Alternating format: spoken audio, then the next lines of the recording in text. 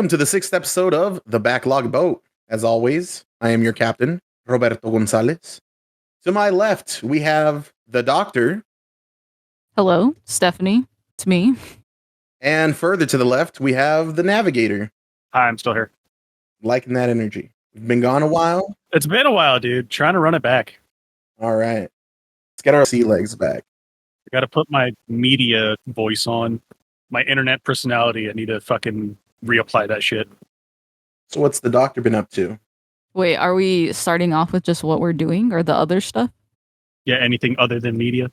Yeah, all right. I guess I went kayaking for the first time. So that was kind of fun. That's fucking terrifying. How's that? It was actually pretty okay. Also, too, it was just like really terrifying when I guess we got there and basically she's like, you don't need to wear life vests if you don't want to. We just have to see you leave with them. And so it was just like, well, if this is how we go, this is how we go. So that was interesting. And my partner was just not the best, if I'm being completely honest. Don't you like strap yourself into the kayak? Not these kayaks. We rented them and they did not have a little seatbelt. Yeah, okay, good. Because I'm like that. I feel that's my greatest fear is the one day I decide to do some nature shit and go kayaking, it's going to flip over and then I'm fucked because I can't get the seatbelt off. I guess also too, maybe I should say, it wasn't like we were going down like rapids or anything. Like we were literally just taking like a small, like a river, basically. It wasn't like huge or anything like that, or really like not calm. Well, that's not adventurous. Where's the danger? You could still probably drown. Where's the thrills? Well, I guess that's why I didn't have the life jacket on, right? No, we still had them on. Did they actually fit or were they like probably up to code? Probably not, but that's totally okay. Yeah, I feel like you can still die in a river. Fair. I've almost died a couple times. That's in fact why my dad won't take me fishing anymore. You almost died fishing. Yeah, so like when I was a little ass kid, my dad tried to get me into fishing because he wanted to like bond over shit. But I probably had undiagnosed ADHD or something and couldn't sit still. So what I did was we were sitting on the side of this river and I casted my line and he casted his line. And while my dad was like not paying attention, I got bored and then saw some rocks. And I just wanted to like see how many times I could hop on the rocks in the river and hop from rock to rock without falling into the river. And I got about one rock deep before I immediately fucking slipped in. Oh, well, it wasn't that deep if there was rocks there, right? Well, it started carrying me down. So like I fucking saw my dad sprint his ass as quick as he could and grab me before I fucking drowned. And he's like, well, that was fun. We're going home right now. Did you do any sick tricks in those kayaks? So we were in tandem kayaks. So that means there's like 2 seats in one kayak. And so, not gonna lie, it was kind of like janky because basically like the person in the back is supposed to be the one that steers. And then the person in the front is basically supposed to like keep cadence, if that makes sense. And so it was like a rough start. And I've never been kayaking before. So it was kind of just, this is a lot. But it was really like relaxing though, since we could like see everything. And then also too, I think this will like just apply to all of us, but like on this, I guess this river, right? You can actually get off and you can go to no lie. And that's what a lot of people would do, I guess. Like you can like park it and talk or something and go to the brewery? Yeah, so like you can park it, but there's literally like a trail that leads up to no lie from the river. Okay, so this is in Spokane. Yes. So it was pretty fun. Okay, I thought it was someplace cooler. Oh, well, dang. All right, then. Well, it was still pretty cool, but it was really relaxing at some points. And also, we, like, ended up hooking on to, like, the other people that we were with. And so, basically, they just, like, paddled for a while, which, thank goodness, because if they didn't, I think we probably would have died. But, yeah, overall, I would, like, recommend it. And also, too, like, you get to decide, like, when you turn back around, you just have to pay by the hour. And I think for like all of us, for all 4 of us, it was just like $20 each. So it was like also a pretty good deal. Not bad. Yeah. But the only other thing that I did basically just today was I wrote a rejection letter to a job offer. Robert knows a little bit about this, but yeah, I've never had to do that before. And it was just pretty wild. So yeah. Can't you like just ghost them? I mean, you can, but I guess that's like not best practice. And also too, there's like so many templates online. Well, did you like interview for them and then be like, nah, or did they just email you and are like, hey, please come work for us? So yeah, I had to go through like 2 interviews with them. And then yeah, so it was like, hey, I probably should formally be like, absolutely not. So You did 2 interviews and then you were like, nah. yeah, I was about to say Robert was there through the whole journey. And there were just like a lot of things about like pay that were like not very transparent until it was broken down. And then when it was broken down, it like didn't make sense for me to leave like my current job. Great. I know. So I was like, dang. But it was a good experience though. And now I know how to write a rejection letter. So It was a good experience. Me that was there. Yeah, it was a great experience. Robert was like, this is the fucking worst. But anyway. I guess. Like, I don't know how formal you'd have to be in that letter. Like, was it like MLA, well worded and shit, or was it like 3 sentences? Nah, I don't want it. Thanks. Bye. It was actually an essay, at least about 5 pages long. No, just kidding. It really was just like 4 or 5 sentences. So it was basically like thanking them for the opportunity. And I got to meet like 2 different people. So again, I was just like, thanks for taking the time, different things like this. It does seem like a good position, but also too, it doesn't make sense for me to leave my current position with where I'm going to be at. So Fair enough. You know, the HR department is talking mad shit about you. sometimes it do be that way, but it'll be all right.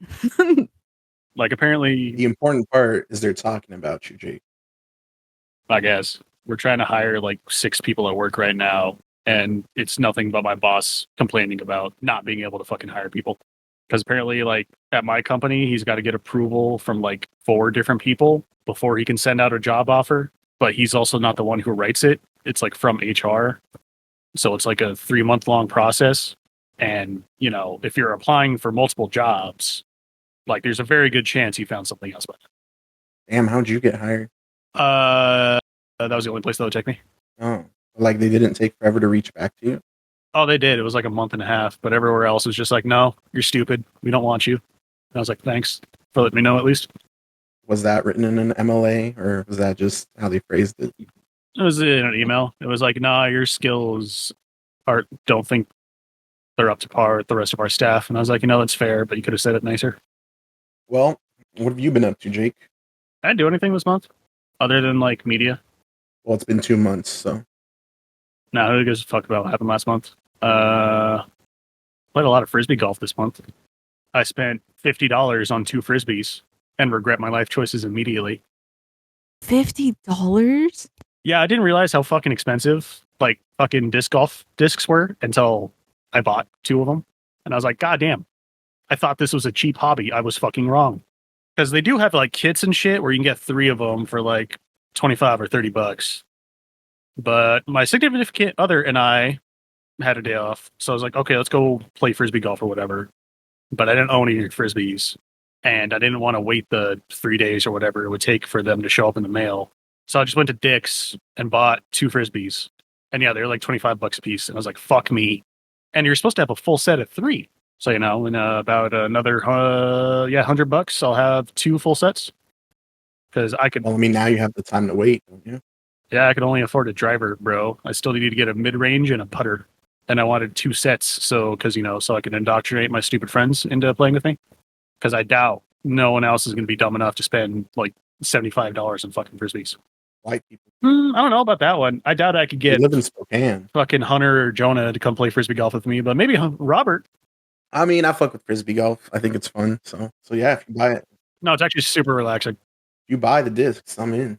There's a park on the state line that's like right on the river, and it's like you play frisbee golf, but you're hiking while doing it, and it's actually pretty fun because like the holes are like all over the up and down the river and shit. I'm gonna get the discs in the river. Do not. I almost threw my fucking disc right into the goddamn river and almost shit myself. Oh, jeez, almost. Dude, I was about to have an aneurysm because I threw it and it went into the trees, and then beyond those trees is the river. And I was like, I swear to God, if I just threw $25 into the goddamn trash. You can always hop in the river. No, Just bounce on the rocks. I still can't swim, bro. Yeah, it's kind of important. Swimming's never been important for me except for the one time that was important. That's how it works. I guess it's just like, I don't know, man. Do I want to learn how to swim or do I just like not want to fucking do that? And I feel like it's a pretty easy choice. Also, I guess I moved, got a new job, and graduated. Did that too. Just minor things. Yeah, it was also my birthday last month that Stephanie was invited to and didn't go to. It's fine. Oh my gosh. It's cool. It's fine. We had a little gift bag made for you and everything. She did get the gift bag later. I did. Oh, I damn did. But yeah, dude, I actually didn't do shit this month other than that. I guess I went down for my sister's birthday too. Oh, I forgot about this. So I went and visited my sister for her birthday or whatever. Because my parents won't like to do a joint birthday for me and my sister. Because it's easier or whatever. So I pick up my sister when I get down there, and then I like drive over to my parents' place, and then we try to open the front door, and it's locked. And my sister didn't bring her house key, and I don't have a house key to my parents' house. So I was like, fuck, because it was like 109 degrees that day. So we go over to the back gate, which is rusted fucking shut. And then I'm like, all right, fuck it, I'm just going to hop this bitch. And then realized my knees would fucking explode on impact as soon as I jumped off the fence. So not hopping shit. Additionally, I don't think my parents have picked up the dog shit since I moved out. So the backyard is a no man's land. So plan B was I was going to try to break in the front. So I thought the front window, it looked unlocked. So I popped off the screen and was trying to open that window, stepping in rose bushes and shit. Tried for about 15 minutes. No dice, couldn't get the fucking window open. So then I was like, all right, fine, I'll try to have evidence. And I do my best to put the screen back on, but I like fucking snap it as I put it back on. And I was like, shit. And then I forgot about it. My sister and I just went to the store while we waited for our mom to get back. And then like a couple days later, my dad texts in the family group chat. And he's like, guess who's cleaning their guns today? Looks like somebody tried to break in. He's like, yeah, I found this piece of metal that wasn't there in our front yard and also found the screen cracked. And I was like, sorry, Dad, that was me. I'm the thief that tried to break into your house. So your parents just weren't home on the day that they were expecting to do a joint birthday for you and your sister? That's why I was so fucking pissed. I was like, what the fuck? And my mom was like, sorry, we were grocery shopping. And I was like, you couldn't have done that the day before we were supposed to be there? Like, I told you when I left. You could have also just, like, gone as soon as I left. But yeah, my dad was really bummed out. He got real excited. At the prospect of being able to shoot some. At the prospect of being able to shoot somebody in home self-defense, yeah. I think I burst his bubble a little bit. That is a shame. That's what I did about other than media. What did you do, Robert? Oh, nothing. I've been chilling. How was your June, buddy? Oh, you know, just hanging out, having a good time. Definitely didn't get a $33,000 hospital bill. I've been doing fine. Yeah, so Robert's bitch ass almost died, and that's why we couldn't record on June. It's fine. You know, almost died. I feel like that's exaggerating. Just wanted to get out of the podcast so bad. You were legitimately dying. It was fine. Yeah, no.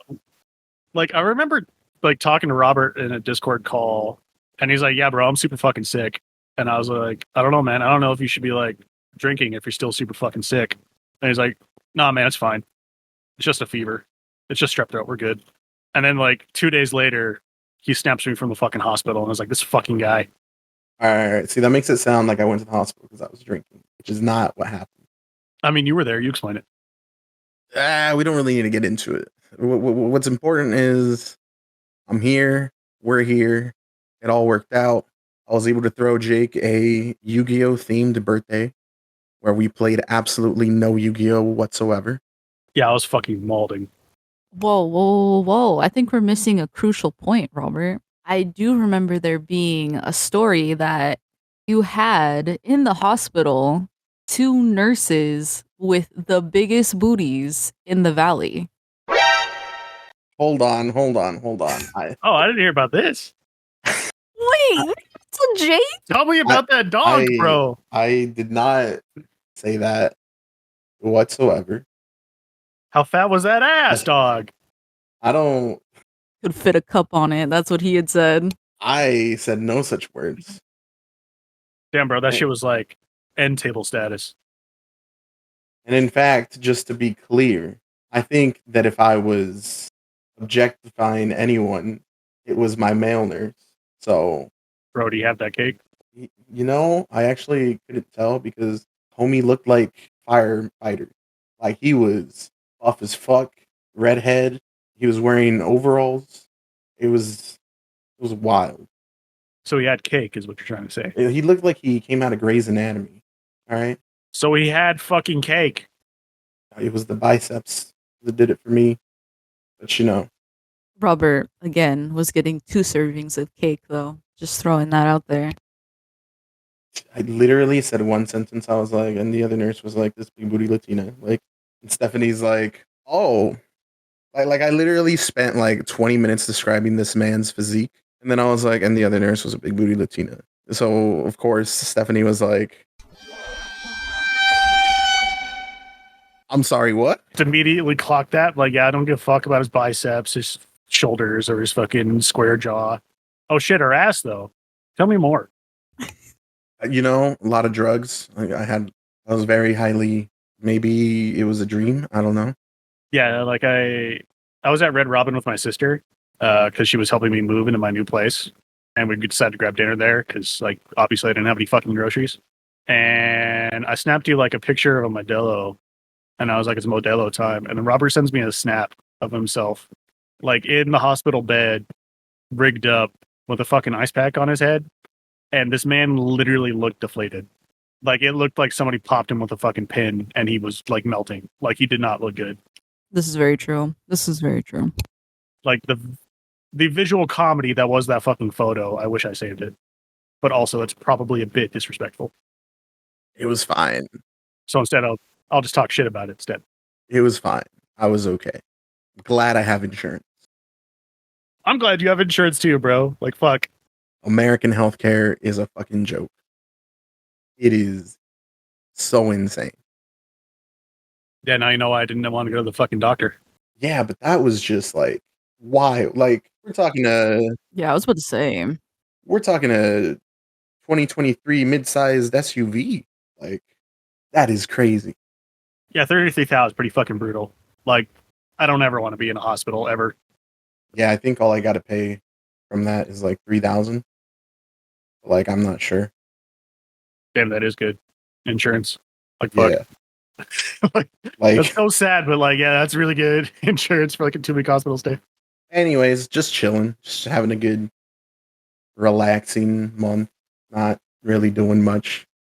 I mean, those Yu-Gi-Oh themed alcoholic drinks were pretty good. Oh shit, we're gonna talk about the fucking Jake Russian. Oh my god. Stephanie, did Robert show you the video of the Jake Russian? He did not. Wait, I don't think you did, right? No, No, I didn't. So, Rob, is there any way we can like no, get that video into the podcast? Why not? There's no way. Why? Because it wouldn't make sense. There's people there that aren't a part of the podcast, Just and not all 3 members of the podcast were at that party. So I'd be okay with it. Well, she was invited. I'm not, and I'm the captain. So. But what happened? We played a little game of Jake trivia that I was so sure I was going to win, and if you lost, did you not win?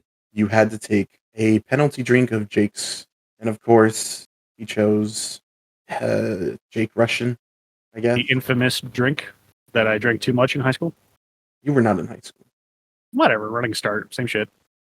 And I personally, because I had just been in the hospital for like 2 weeks, and I was still taking antibiotics until like 3 or 4 days before Jake's birthday, hadn't had anything to drink for weeks. And the first thing that I have to drink is a Jake Russian, which, for those of you that don't know, is just milk and vodka. Me and Bryce had to drink those, and before he put the milk and vodka in, Jake got some of his sister's wine and poured some of that down there. And I instantly was like, not doing that. So I downed my wine before he put the milk and vodka in it. So my shot was at least just milk and vodka. Bryce's was milk, vodka, and wine, which made his milk curdle. And there is a video out there of me attempting this shot. I did not succeed this task. It was really fucking funny. Like as soon as Robert, as soon as you see the milk and the vodka disappear from the cup, immediately pick up in the fucking cup. Oh my gosh. I remember what happened. I was fine. I had like vodka and milk in my mouth. Just have to swallow. That's it. Done it plenty of times before. I got this. But I don't remember if it was Jake or his sister goes, "Bleh." And as soon as they made that sound, the gravity of the situation hit me. And I just tried to swallow, but like I didn't commit. And so like it's like just the tip of the fucking drink reached my throat and I instantly just gag reflex. Nope. And it's all on video that will never see the light of day. Yeah, she's the one who gagged, but not me.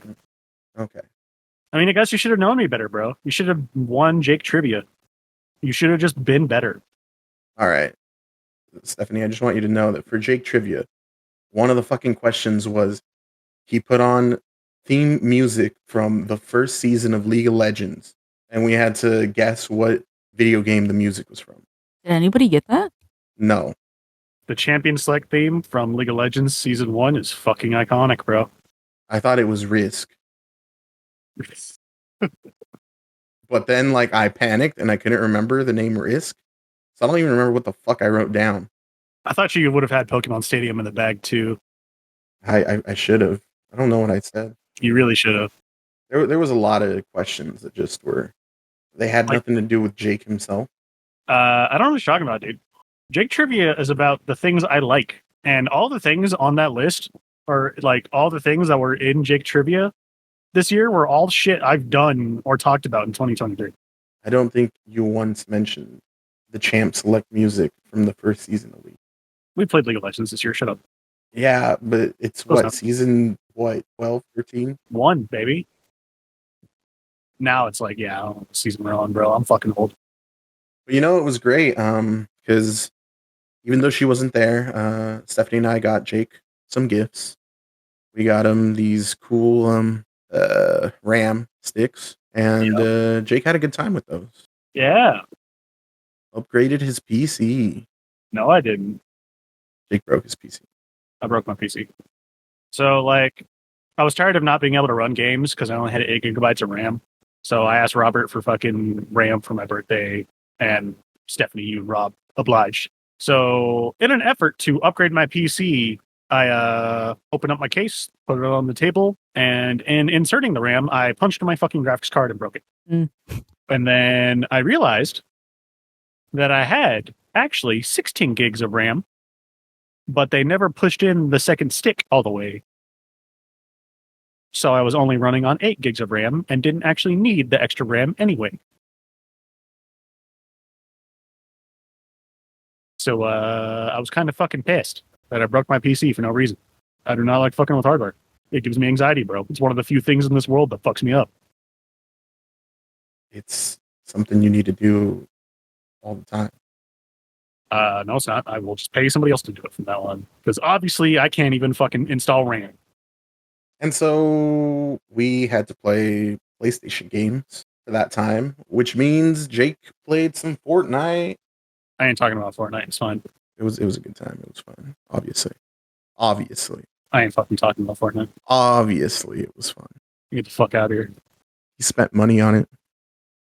I did spend like $8. You spent $8? What the? Shut up, dude. You're talking like that's some big lump sum of money from Fortnite. Are you fucking kidding me? I'm looking at the bundle deals. They're like $20 each. And I'm like, I know Robert has several of these bundle deals underneath his belt. What are you talking about, bro? I didn't just buy the Futurama ones yesterday. Bruh, oh my gosh. Robert would switch to a different skin Fucking hate Fortnite. every fucking match. I'm like, I am in the 1 hour that we played, witnessed him flaunt like $140. Look, man, sometimes you gotta flex on these kids, all right? Oh man, there was like one. This just still like irks me to this day. Robert had not even watched Naruto, and I get it. Some people don't like it. It's totally okay. That ain't your thing. That ain't your thing. But he got the skins before he even watched it. Okay, I want to clarify. That's a big fucking ask. To be fair. I have watched Naruto. Haven't watched all of it, but I've watched quite a bit. Mm. I was a teenager, at one point.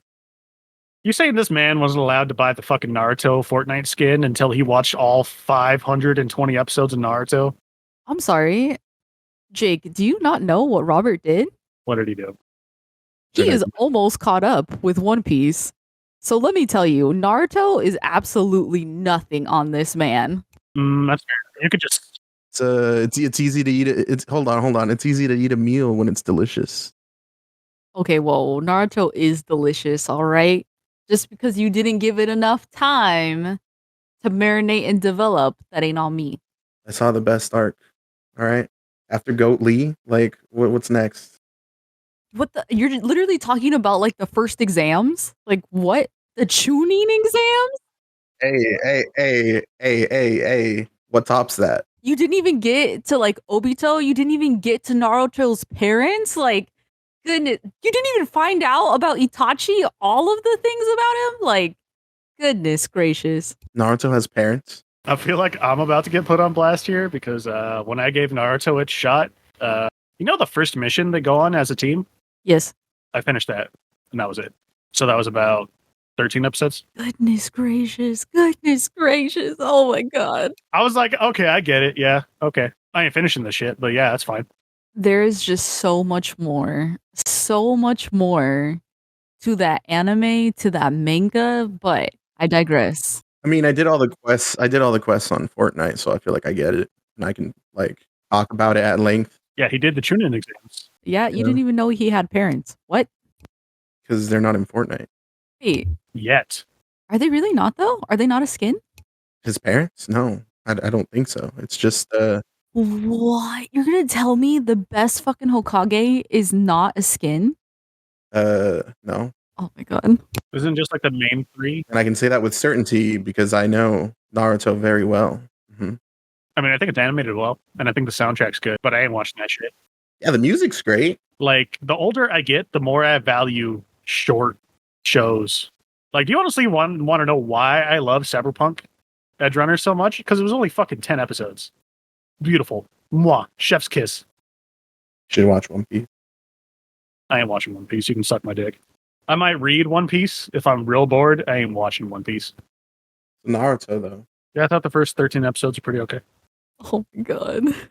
This is not even the surface. Not even the surface.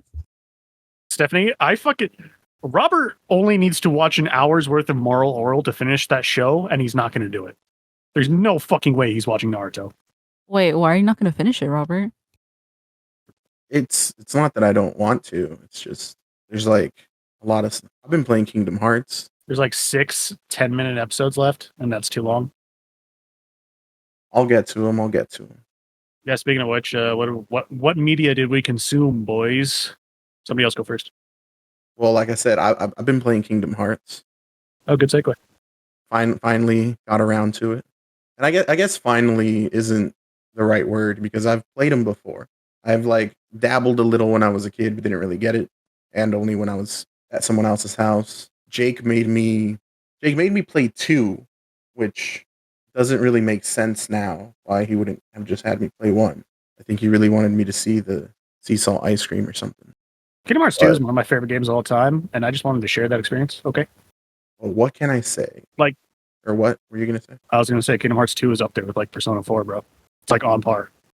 Like I think I've told both of you this. I'm kind of scared that actually I've come around on that decision because I was gonna say I don't think that I was gonna enjoy another Kingdom Hearts game more than the first one. Like Kingdom Hearts is so fucking good. It's just such a solid ass game. There's so much things to do. It just gives and gives and gives. It's got mini games. It's got like different things. Like you can design your ship. It's got the ship levels. It's got side quests. There's so much to do. And like, do you like being a perfectionist and 100%ing things? Man, it's got like 3 different things you can 100%. It is so good. Music's amazing. Story is fuck. I don't really know what's going on half the time, but it's fucking cool. Kingdom Hearts 1 is not complicated. Yeah, but like there's a lot you don't know. That's fine. Does Soren know it? If the answer is no, then you're not supposed to know it either. How old were you guys when you guys first played these games? It's like 6. I think the first time that I was exposed to it was when I was 9. When I actually like played through the whole game, I think I was probably 13 or 14. Man, I wish I could have that experience. Robert, I've literally, for as long as I've known you, been telling you to play this fucking game, and you're like, nah. Okay, that's also not how it went down, Jake. Nah, this game looks stupid. I bought the whole collection, and then you ran through them, and then I was like, yeah, I'll get around to them. I don't even like anime or Disney. That shit's dumb. Final Fantasy or Disney, but I mean, that's basic. we'll come back to this. But no, like I said, the gameplay is so fun. I played on super hard mode for whatever reason, Told you to restart. and I loved it. Like it was really fun. What I loved most of it is I'd fight a boss, and then like when I figured out I just can't do this, I had Jake do it for me. Like a fucking coward. Jake beat like 3 of the bosses for me. It was great. See, he couldn't finish. He couldn't get into the Cavern of Wonders in the Aladdin level. Let's see. He couldn't He took out Ursula. fight the shadow thing on fucking Peter Pan's ship or Captain Hook's ship. That's And my yeah, he shadow. couldn't fight Ursula. Yeah, And he almost couldn't beat Maleficent. Like a bitch. let's Like a not pussy talk about bitch. that one. Like a pussy bitch! Hey, did I beat her? Barely. Still counts. Okay, Stephanie, this month I went over to Robert's and he was playing some Kingdom Hearts and he was on the Maleficent fight. And then, like, he tried like 10 fucking times and just couldn't do it. And he handed me the controller and I was like, okay, yeah, sure. And then He immediately changed the stuff I had equipped. I did do that because you built glass cannon, which is fucking stupid if you don't know how to dodge. I do now because I've been playing Chain of Memories on freaking hard mode, and I'm trying to do it without dying so I can't get hit. And also, I haven't upgraded my health once because I've been upgrading my card count, my card points, and my what are they called? Your abilities. They're called something. Lights. Yeah, slights. So, still playing that glass cannon build. So I got Maleficent down to literally like one combo and she's dead. And then I walked into her fire breath and died and handed the controller over to Robert. And I was like, yeah, just do that. What I just did, just do that. Yeah, he almost beat her, and I was like, all right, bet. He's just got to hit her one more time. But this time, Jake's like, no, you got to do it yourself. Died and handed me the controller. And I was like, okay, I did it Teaching you how to fish. after after 10 more tries. Man's got to learn at some point. It was really funny because when she was down to just hitting her once, I tried being fancy with it, and I was like, hey, Jake, look at this. And then I almost died, and then I was like, all right, I'll be fancy with it again. And then I almost really died, and then I panicked, and I was like, all right, I'll just kill her using that one thing that makes you invincible while you're hitting her. And I missed. And so then I went into super panic mode because if I got hit once, I would die. I literally Right. watched Robert have a 15-minute anxiety attack. He only had to hit her Jeez. fucking once. And Yeah. he stretched out that fight an extra 15 minutes because he was so fucking scared. Oh, Because the pressure was on, all right? And I was just like, oh my God, I got her though. Man, Like, I wish we recorded it because I was like, fuck, bro, if you fuck this up, bro, I'm leaving. I'm going home right now. it was a good time. So yeah, Kingdom Hearts, it made me remember that like games used to be amazing. There used to be so much value in like just the single player content of one game. Whereas now, I wonder who said that before. I mean, so now I'm curious to see if Kingdom Hearts 3, because that came out like not that long ago, has it suffered some of that? And will Kingdom Hearts 4 be a shit show? Makes you feel any better to have Keyblade DLC for 3. Do you want the PlayStation Keyblade? It's like $15. But is it like better? Yeah, it's better than all the other Keyblades. But yeah, I'm playing through the Kingdom Hearts games. They're super amazing. Even though I missed out on them when I was younger, I get the hype. I get why everyone loves it. It's amazing. And also, For everyone that doesn't understand my love of Fortnite, fuck you guys. Yes, you do. Kingdom Hearts is the same shit. Let's throw a bunch of characters that have nothing to do with each other and form a storyline around all of them. Every time you see a cameo of a character, you're like, that's cool. That's what Fortnite is. Absolutely not. Rob, I was like 6 when I got into Kingdom Hearts. You were like 30 when you got into Fortnite. Yeah, and they have things like Terminator and Alien and Predator. I feel like it's a little different. You got Indiana Jones. Damn. I think you got Indiana Jones. Shit, I don't actually know that. You got Nathan Drake for sure. I digress. Hey man, glad you can finally get around to the thing that I'm sure Stephanie and I have been recommending you for the past fucking 10 years. I'm sure my sister at some point was also like, hey Rob, you should play this game. I mean, I pre-ordered Kingdom Hearts 3 like 10 years ago. So. Oh, congrats. Now you can be disappointed like the rest of us. Is it disappointing? It's fine. I've only played like a little bit of Kingdom Hearts 3. And for me, there's some really cool things, but there's just a lot of things. It was like they threw everything from every single Kingdom Hearts game into one. And I was like, that is exactly what happened. Yeah. And it's kind of like, what is happening? So I haven't finished it yet, but it's also on my backlog. So maybe that's something that I will also do. Better catch up. I'm coming after you. I don't know, maybe I'll give it a more fair shake. I also like beelined all those games back to back to back. It's more like I didn't know there was any more Kingdom Hearts games after 2, so I was waiting that long for Kingdom Hearts 3. Like I didn't know Birth by Sleep or Dream Drop Distance or fucking Recode were a thing. Oh my gosh. So I was literally waiting like 15 fucking years for Kingdom Hearts 3. Wild. So literally, I had saved up all of my money for a summer just to get the special edition PSP for Birth by Sleep. Did you get it? Fucking worth it, bro. That game fucking rules. Yeah, I don't have it anymore though. But God damn it. Yeah, let me tell you. That's honestly probably one of the better Kingdom Hearts games. Well, now I'm excited. Top 3 at least. Yeah, I really enjoyed it. Can we get a breakdown, like your guys' top, like the order?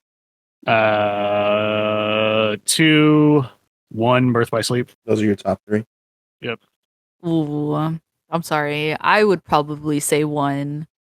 And then I would probably say Birth by Sleep. And then like 2. And then Dream Drop Distance. I really like what they did with Dream Drop Distance. And I just like the 3DS and like what it did. So I really like that you do a combo with Riku by holding hands with him in that game. That was cute.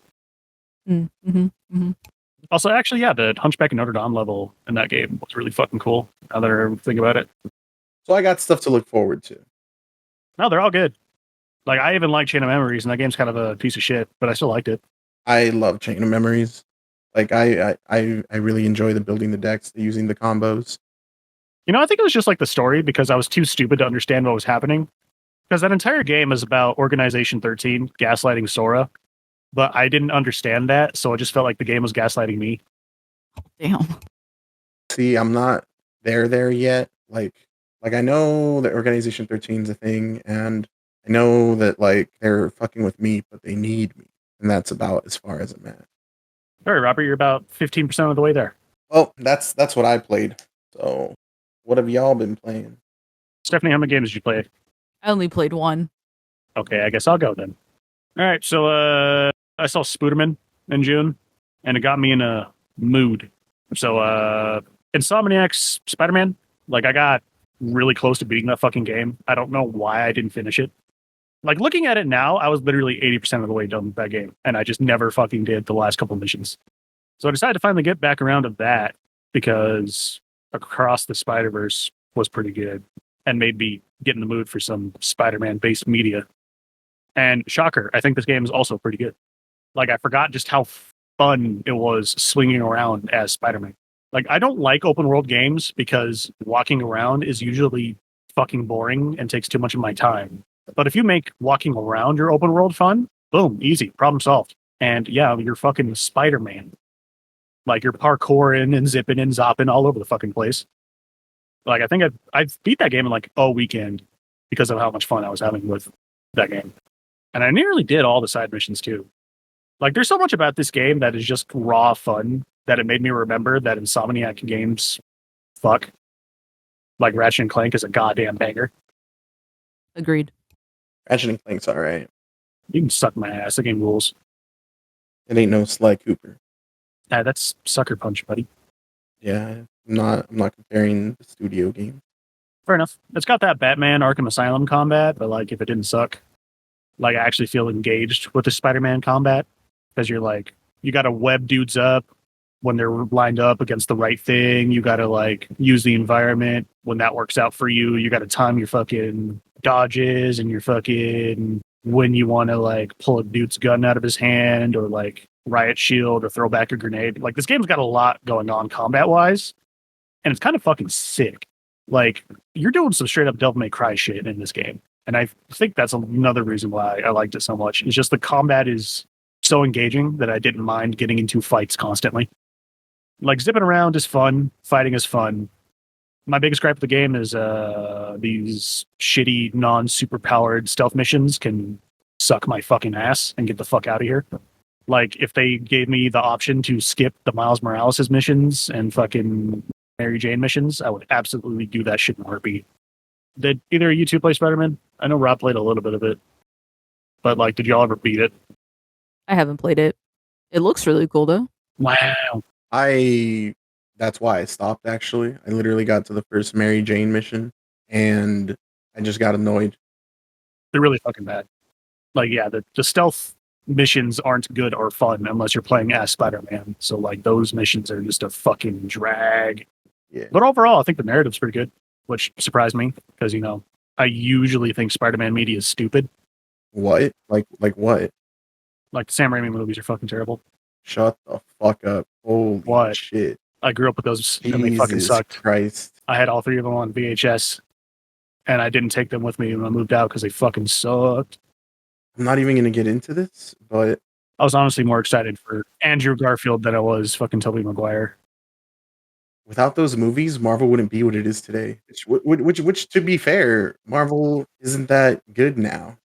It wasn't that good back then either. I can tell you what, Daredevil was a way fucking better movie than Spider-Man 1 or 2. That is a fucking Whoa. lie. Yo, Ben Affleck was killing it. I know you're just saying that to get a rise because fuck that movie. That is an unironic true opinion. I enjoyed Daredevil so much more than I did fucking Spider-Man 1 or 2. Is that the one with fucking what's his name? Colin Farrell? Yes. And Jesus he fucking Christ. rules, bro. He kills a lady with a like paperclip. Like straight fucking domes her, bro. I will give people like even if you said that it's better than Spider-Man 3, I'd be like, fair. But you specifically said better than 1 and 2. I regret nothing. Spider-Man movie- 2 is one of the best superhero movies out there. Look, Daredevil is the reason why Evanescence was the soundtrack to my childhood. Stephanie, what do you think about the Sam Raimi movies? They're bad. Moving on. I really like them. I ain't gonna lie. Do I agree that Andrew Garfield got fucked over? Yes. But that doesn't mean that we can just shit all over the perfection of the first 2 Spider-Man movies with Tobey Maguire. Well, I think the only good Sam Raimi movies are like the Evil Dead trilogy. That's kind of it. Well, Sam Raimi has made a lot of movies. But yeah, that was Spider-Man. But it's Spider-Man the game, yeah. Yeah, I'm still mad they replaced the actor for Spider-Man 2 and Miles Morales. They've replaced the actor for Spider-Man 2 again. Again? Yep. So don't worry about it. I don't know, dude. It's not I liked him. not what's his face. I like the Spider-Man 1 Spider-Man, the OG Spider-Man 1 PlayStation 4 Spider-Man. He's like 23, but he looks like tired and like he's about to cry all the time. And I'm like, yeah, if I was Spider-Man, I probably would also look like that too. This game even had me tearing up a little bit at the end. I was like, damn, I forgot that I like superheroes. Mainly because Marvel's been shitting it up lately. Same with DC. But yeah, I guess if you two are like tired of shitty superhero media, there's one for you. Well, Stephanie, what did you play? All right. So something that I played was called Have a Nice Death. And I saw this on TikTok again. And at first I was like, Cringe. sometimes. But at first I didn't think it was going to be good. But I really like this game. It is like, it's just something that you can play and just like tune out to. And it's just really nice. And so if you haven't heard about it, it is a game based off of death. And death is basically on the edge of burnout. And so he has his underlings, which are called the Sorrows, just like starting shit on Earth, and then they're coming back down to basically hell or kind of purgatory, whatever, and like not doing any work. And so you're kind of just like, well, what the heck? Now I have to do all of these things. And the game is just really cool because you get to like actually interact with people who are the Sorrows, and then also to like even more underlings. And they just say the most wildest shit ever. So there is a one underling that actually quotes The Office, and it's about Pretzel Day, and they have a Pretzel Day in the underworld. And I just thought that was wild. So it is a 2D action roguelike game. It's a side scroller, different things like that. It is pretty freaking amazing with the music that they do incorporate, just because, of course, right, it is like a corporate office. And so there is like elevator music. And also, too, when you actually get to one of the main sorrows, then you actually get like this really cool music as well. So it's really fun. It's also kind of like Hades, where you have to start off at like the beginning and basically see how far you can get, and then you start over once you die. But you can get like power ups, and also too there are like different weapons you can get, and just like different specials that you can also get throughout the game, and you can level them up, and it's just like really cool, and it's hard to get bored. So yeah, it was a pretty good game. I mean, sold. I fucking love roguelikes. Sounds like it's worth a shot. Like, I kind of thought it was like a point-click adventure game or some shit when you were talking about it, but it's a roguelike. I don't know, that means probably hit PlayStation Plus sooner rather than later or something. So it is on Steam and it is on Switch. I'm actually not sure if it's on the major consoles. Rip. What do you mean? The Switch is a major console. This is true. This is true. I'm not gonna lie, I do not like playing games on Switch. I do. Some of them. Same. And I played this on Switch. But yeah, I would recommend it. It's really cool. And also too, if you are working in like an office job, you can just like really relate to it. Even if you're not as well, if you just get like really mad at like random stuff at work. This is If a you game have for anger you. issues, If if you need anger management, if you work in a corporate hellhole, This is the game for you. Literally. Like, all right. you will really identify with death. So there you go. yeah, my new I job already identify with death, so you know. Same. new job is on that fucking corporate life path, bro. And like, I didn't realize I had to get like 4 different approval emails before I was even allowed to do my job. And I was like, oh, this is a fucking nightmare. There are still emails in the afterlife. Sick. Well, I take it you played multiple games, Jake. I did play 2. Did you only play Kingdom Hearts? I mean, I played Kingdom Hearts. I played Kingdom Hearts Chain of Memories. I played some Fortnite with you. You. Played some Friends versus Friends with you. Oh, we did do Played that. some Yu-Gi-Oh with you. And you got your ass whooped. Did I though? I got the 2 out of the 3 matches. I don't give a fuck if that 3rd one was close. I mean, anyways, but big games, backlog games. Yeah, I'm on that Kingdom Hearts grind. So. What do you got? Yeah, I finally got around to playing Hat in Time. This game is fucking adorable, dude. Like That one is on my backlog. everything about this game is so fucking cute. I didn't even know what the premise was about A Hat in Time. I just knew it was like a Mario 64-esque platformer. But like, I guess Hat Girl or whatever the fuck her name is an alien from outer space. And like her spaceship is fueled by these like magic hourglasses that she loses and falls onto a planet below. So that's the premise of the game, is go down onto the planet and then go get your hourglasses so you can drive back home. But like the ship itself is like a little hub world, and how you access the different like worlds or whatever is you peek through a telescope on the ship that's pointing at a different place. And like every single place on the ship has something to do. Like her bedroom has a literal mountain of pillows that whenever you jump in them, the swimming animation starts playing because they're just so fluffy and you have too many of them. Like every single chair in the game you can sit in, and when you do, it just slows down the game and the music, and you're just chilling, bro. Like you just sit there and vibe. Wait, also, is this like the chibi looking one? Yeah, kind of. That's pretty cute. Like they're 3D models, but all of the textures are like 2D.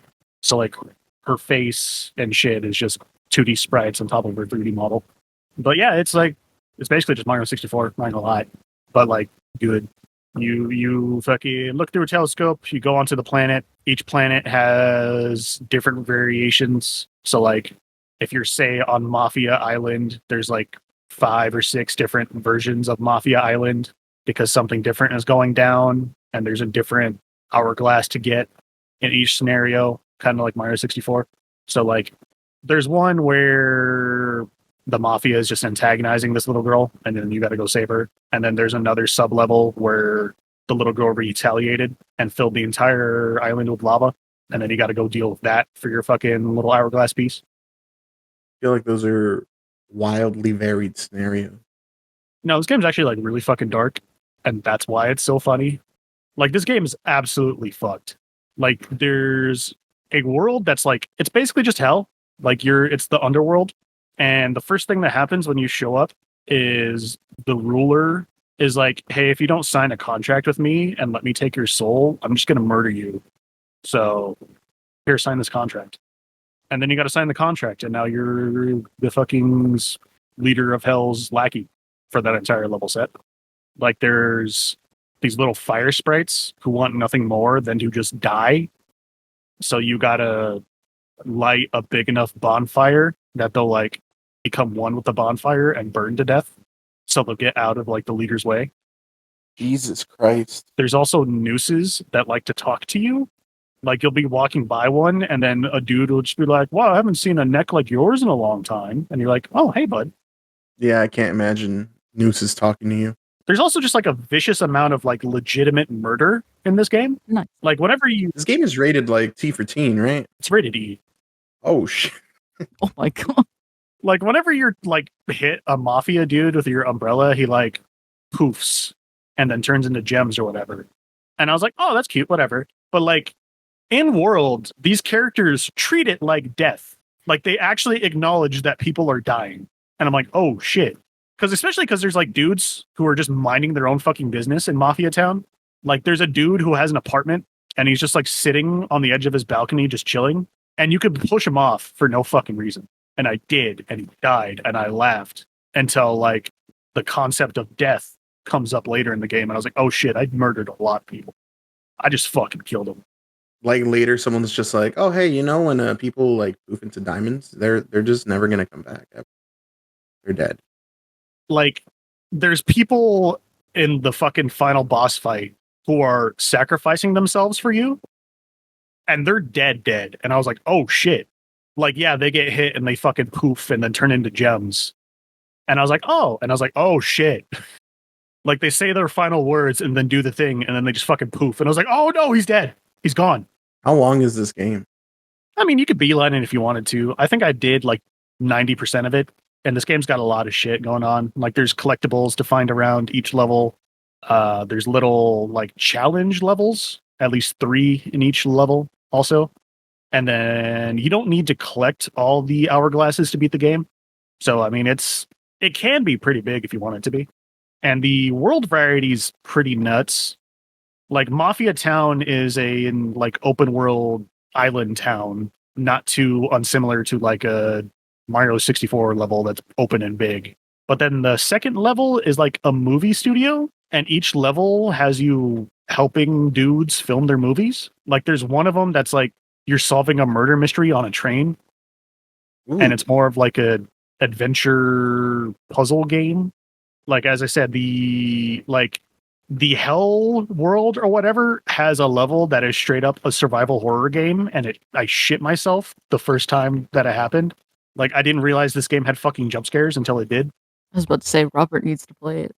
Yeah, you got to enter a haunted mansion, and I was like, okay, whatever. And then the ghost in that mansion is actually super fucking scary. You were expecting some cute shit, and then all of a sudden, yeah, kind of. And there's one world that seems entirely optional. Like I had enough hourglasses to beat the game, so I just wasn't going to do it. And I was like, nah, fuck it. We'll see what's here. And that might be the best level in the game. Like it's just an open world that splits off into its own separate levels, except they're all part of the same level. And it's actually like really pretty to look at. Like it's all the way on top of this like mountain peak, and then you take these like zip lines to different floating islands in the sky. And it was just very pretty and it was very atmospheric. And I had a great time in that level. So I would highly recommend, if you're going to pick up this game, to getting as close to 100% as you can. The voice acting is also like surprisingly good. I think it's like mainly amateur voice actors, but that's totally fine. The little girl that you save, she has a mustache and she's called Mustache Girl.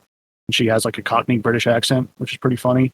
You have this like sassy cat woman who like cooks on your ship with a Cajun accent. She's also pretty neat.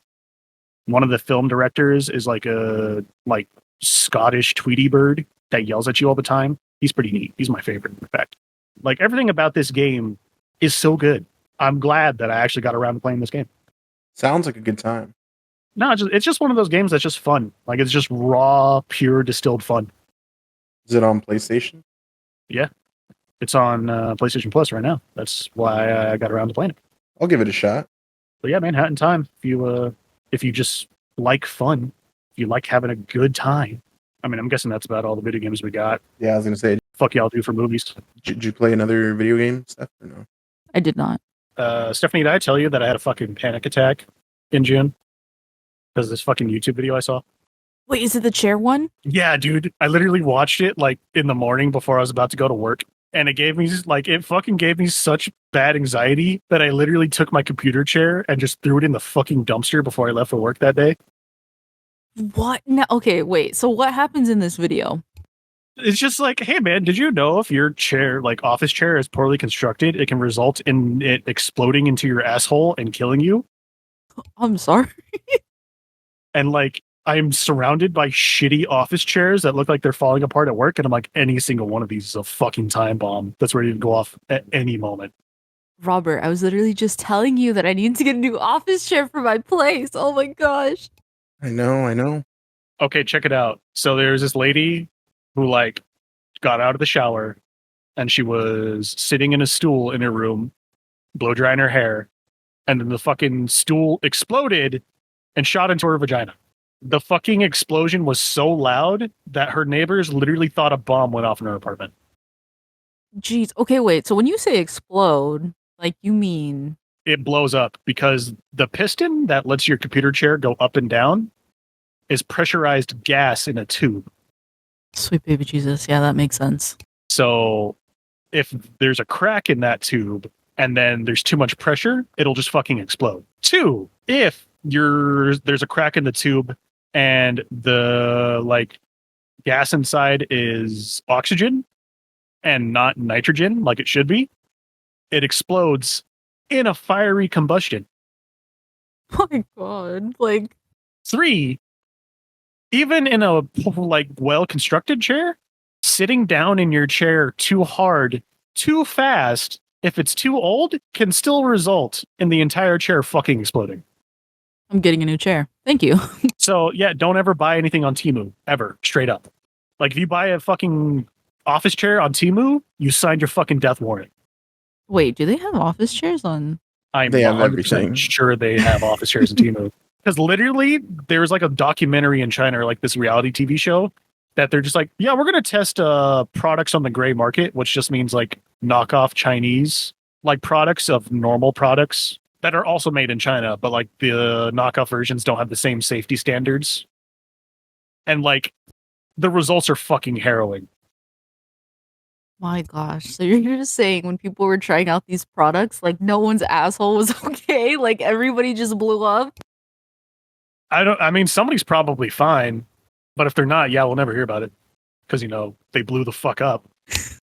You know, it's totally not scary because it's not like the first thing Aiden does when he sees an office chair is run up to it and jump and like land on it. Oh my god, don't say that. Oh. That kid's gonna go to the fucking moon one of these days, bro. To the moon. To the moon. How would you explain that to your sister? Oh my god.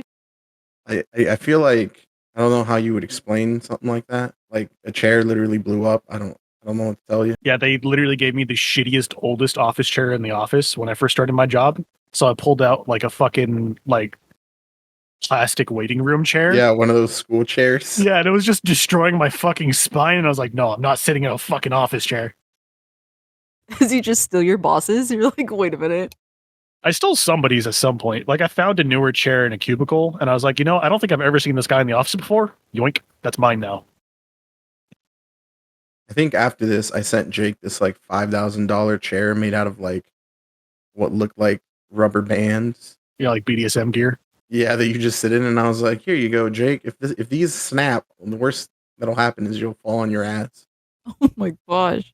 I did buy like a $200 gaming chair I couldn't afford, and it's pretty comfy. Is it? Hopefully, it doesn't explode into my ass.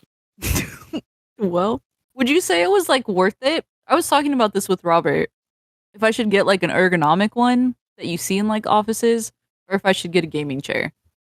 I mean, it's got back support. It can lean back, and it's got head and neck support. That's all I really cared about. It doesn't really matter if it's a gaming chair or not. Like, I just didn't want one of those mesh backs. I wanted like memory foam and shit. I have a mesh back. Like, the major selling point of this gaming chair to me was I don't give a fuck about the footrest or the adjustable armrests or any of that shit. I don't even give a fuck that it can recline. I just wanted like a memory foam ass cushion and something with neck support. And both of those boxes were crossed, and it was on sale. And I'm happy with my purchase so far, especially because it wasn't a pain in the ass to install. Like, it only took me like an hour to build. Nice. Yeah, so I guess it just depends on the chair, but like, I'm not mad that I have a gaming chair that has 2 pistols and a knife on it. I'll have to think on this. Honestly, if you're spending like $200 on a chair, it's probably gonna be fine either way. I just wouldn't go any lower than like $150. See, I spent extra money to get a better cylinder for my chair than the one it came with. So like a heavier pressured one, which means if this thing blows, If it blows, it's gonna blow up your whole fucking house, it's dude. gonna blow, bro. You're gonna take out the whole neighborhood, bro. It's fine. It'll be okay. Okay, wait, but I'm confused though. So then you can actually like customize your chair and like the chair pressure inside of it and like the cylinder? Well, you can just buy a heavier duty cylinder because you know how you have to build your chair. So your chair Oh, just has the tube, but it'll have like whatever cheap tube they have there, and then you could just buy a heavier duty tube. And when you're building your chair, you just use the heavier duty one instead of the one it came with. Yeah, like I also bought wheels for my chair because the wheels that it comes with are those like lame office wheels, and I got like ones that are clear, kind of like how you see on roller skates, because they do less damage to the wood floor. oh, I didn't know that. I also had to spend $50 on a floor mat too. That shit hurt me. Yeah. Damn, Jake, just like a new chair, also 2 frisbees. Like, goodness gracious! New chair, 2 frisbees. $8 Fortnite, bro. $8 Fortnite. I just bought my cat an auto feeder. No, like literally, I think this is You the bought poorest the auto feeder? Yeah, because like I can't keep asking people to take care of my cat. So like, It's true. I got the auto feeder because it was on sale, even though I couldn't afford it. And now I got like $50 in my bank account. And I was like, okay, well, there's a $25 auto fucking transfer thing that happens to my checking that I can't stop. So that means I only have $25. And I got to make sure that like none of the subscriptions that I don't know that I have happen. So now I'm fucking real broke. Like, I was at the grocery store today when I was buying cat food, and I was going to use my sister's credit card because I couldn't afford to pay for it. But like, my fucking stupid ass zillennial brain immediately pulled out my debit card and just fucking tapped it before I even had a chance to register what I did. And I was like, fuck, cat food plus batteries for the fucking auto feeder plus like, what the fuck else did I buy? I think I bought like a thing of Hot Pockets. It was like $50. Damn. Yeah, I'm broke as shit. What were you about to say? You know, I'm gonna give you a little bit of a chance to turn the tables on Jake a little, because he's been pretty adamant about you missing his birthday party and all that. It was also Stephanie's birthday. Jake, did you say happy birthday to her? No. I think I told you to tell her happy birthday for me, but I don't think I explicitly told her happy birthday. All right. You know what? This isn't gonna backfire. All's in your court, bud. This isn't gonna Stephanie, backfire did on Robert me. tell you happy birthday for me? Did he? Did he say it? I was about to say, it's okay, guys. I'm just gonna sit on a chair and blow up. Like, it's okay. Like when we were going to see the Barbie movie together, I was planning on saying it in person, but somebody didn't want to go to the Barbie movie with me. And then you ditched us. Wow. Yeah. See, this is a very. Did you go watch it that day? Yes. Bro. I invited like multiple different sets of friends, and that all said no. And then my girlfriend just called in from work because she couldn't do it anymore because she was working like a fucking 56-hour work week. And I was like, yes, allow me to treat you to the Barbie movie and sushi. We could have fucking gone and watched it that night then. I had a good time. I was in fact tickled fucking pink, but I'll talk about that later. Well, it's time for movies. You first, bitch. All right then. I mean, we all watched Spider-Verse. It was fine. It was really good. Was I? Stephanie, Yeah. That was amazing. Ain't gonna lie. like, I'm sure we could all suck this movie's dick, but it's just it did the same thing the first one did, but like bigger and better. People might be mad that it ends on a cliffhanger, but like, I would say as a standalone movie, I do think the first one's better. But that's literally because this movie's narrative is hinging on that fucking second movie or third movie that's coming out. see, and my thing is, I feel like this has been a staple in Spider-Man stuff, though. Spider-Man movies usually end with something about to happen, like a new villain introduced or something. Like the last Spider-Man movie ends, the Amazing Spider-Man with Andrew Garfield literally ends with Rhino running at him. You got, I guess you know the Sam Raimi trilogy. Sucks ass. Each one kind of does have an ending Agreed. with like Fucking a little speech. Dog water. They are so good. God damn, this is like, it's fine. We don't need to get into it. But yeah, Spider-Verse, amazing. Go watch it. I like the music a lot. Everything's so good in that movie. Music, the animation, the Yeah. Mm-hmm. Like, I'm not a sucker for cinematic scores, but I thought this one was pretty good. What were you saying, Stephanie? Oh, just that I agree. I literally love this album. It is amazing. Yeah, just like the stuff with like Gwen and the drums and fucking whatever Hobby Brown's on screen. That fucking music's bopping. And like, even though it's just like a bunch of synths, I feel like they always hit. Like when Miles is talking to all the other Spider-Men, doing his speech, and then those synths go off. I'm like, damn, bro, it's go time. it is go time. The movie's just hype. It was good. It made me want to go watch the first one again because it was that good. It got me to fucking play the Spider-Man game too. So like, I'm probably underselling it, but it is a very good movie. Yeah, agreed. So that was Spider-Verse. What else y'all got? Stephanie, how many movies did you watch? I only got one. Damn, bro. You got 2 months. You skipped my birthday to only watch one movie? I have a lot of shows. All right. I fucking watched Barbie, bro. I really like this movie. I thought it was really funny. I also didn't know shit about this movie when I was going into it either. Like, I hadn't seen any trailers. I didn't read any like news releases. Nobody talked about it. Didn't hear shit. I like invited a bunch of my friends. Everybody said no. And boy, am I glad they fucking said no. Why? This movie is like very political and very heavy handed in its messaging. And the friends I invited, I don't know if I'm like You don't want to know? cool enough with them for us to go to that kind of movie and for it to be okay. Like Ben Shapiro might be onto something when he says this movie's like a little bit woke. Those TikToks are insane. What TikTok? Of Ben Shapiro just going off. Well, like people have made compilations of them because I guess he went to go watch the movie and then he made so many YouTube videos about how he didn't like the movie and basically feminism is like it's the devil pretty much. But it is though.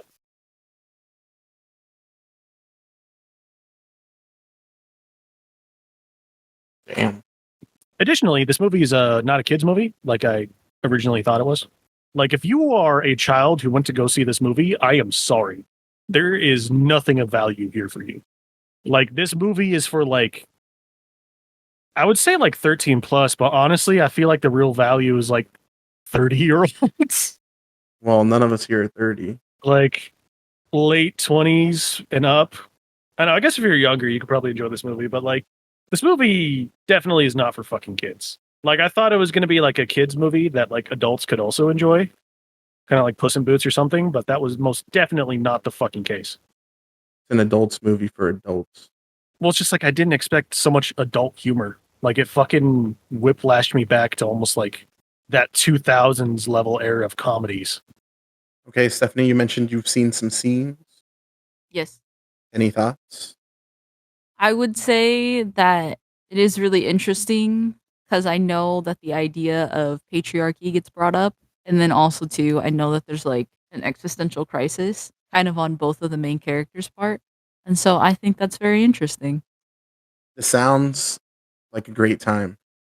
Yeah, no, as I said, there's not a lot here for kids. Like, it's, if you're a teenager, you could probably maybe relate to some of the shit that's going on. But like, I feel like this movie was made for people that are like lost in their 20s and 30s, or well, specifically women for the most part.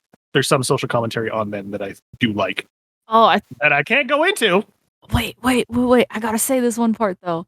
I do know that Barbie gets to like help a girl, and the girl's name is Sasha. And I guess all of the girls at that table, all of their names are Bratz dolls' names. Nice. And I thought that was fucking hilarious. I did not know that.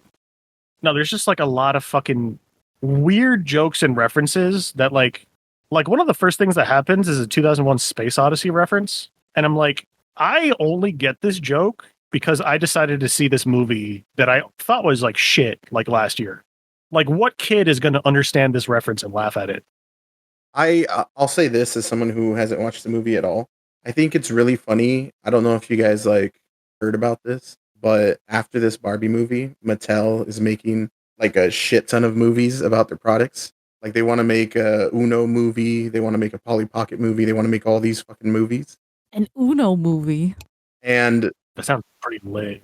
The Uno movie sounds like it would be a little wild, but I was like looking at all the other properties and I was like, I think Barbie's the only one that works, and it only works because Barbie is so fucking iconic. To be fair, they did make an Uno PS1 anime game. Yeah, but no, and Uno sounds lit because it's got to be some like hype shit, you know? It's got to be just Yu-Gi-Oh, but with Uno cards. Yeah, like everyone knows Uno has made people get pissed off. People are very competitive in that game. Like you're gonna do a comedy, and I want it to be like, I don't know, throw like Will Ferrell and Steve Carell. Make it like a fucking chess movie, but like it's Uno that's Yu-Gi-Oh! And make it funny. But all these other things, I was like, I don't see people going to watch a Polly Pocket movie. I don't see people going to watch like, I don't know what else Mattel makes. Well, that's where you're fucking wrong, buddy, because I'll be there. Me. Lena Dunham is making that movie. Fuck. Yeah. Want to give Lena Dunham movie. Like, I'm not like one for fucking cancel culture, but fuck, man, I hate Lena Dunham. Like, I'll give Kanye my money any fucking day, but I don't really even want to fucking talk about Lena Dunham. But yeah, so I don't know if I think a Barney movie, which I've been down for that. See, my thing is I feel like those movies will be movies for kids. I don't know, man. This movie is fucking wild. Like, literally most of this movie is just shitting on Mattel. I do not know how this movie got greenlit. Also, the like actors in it, I'm so glad I didn't look up an actor list because like holy fucking shit, this cast.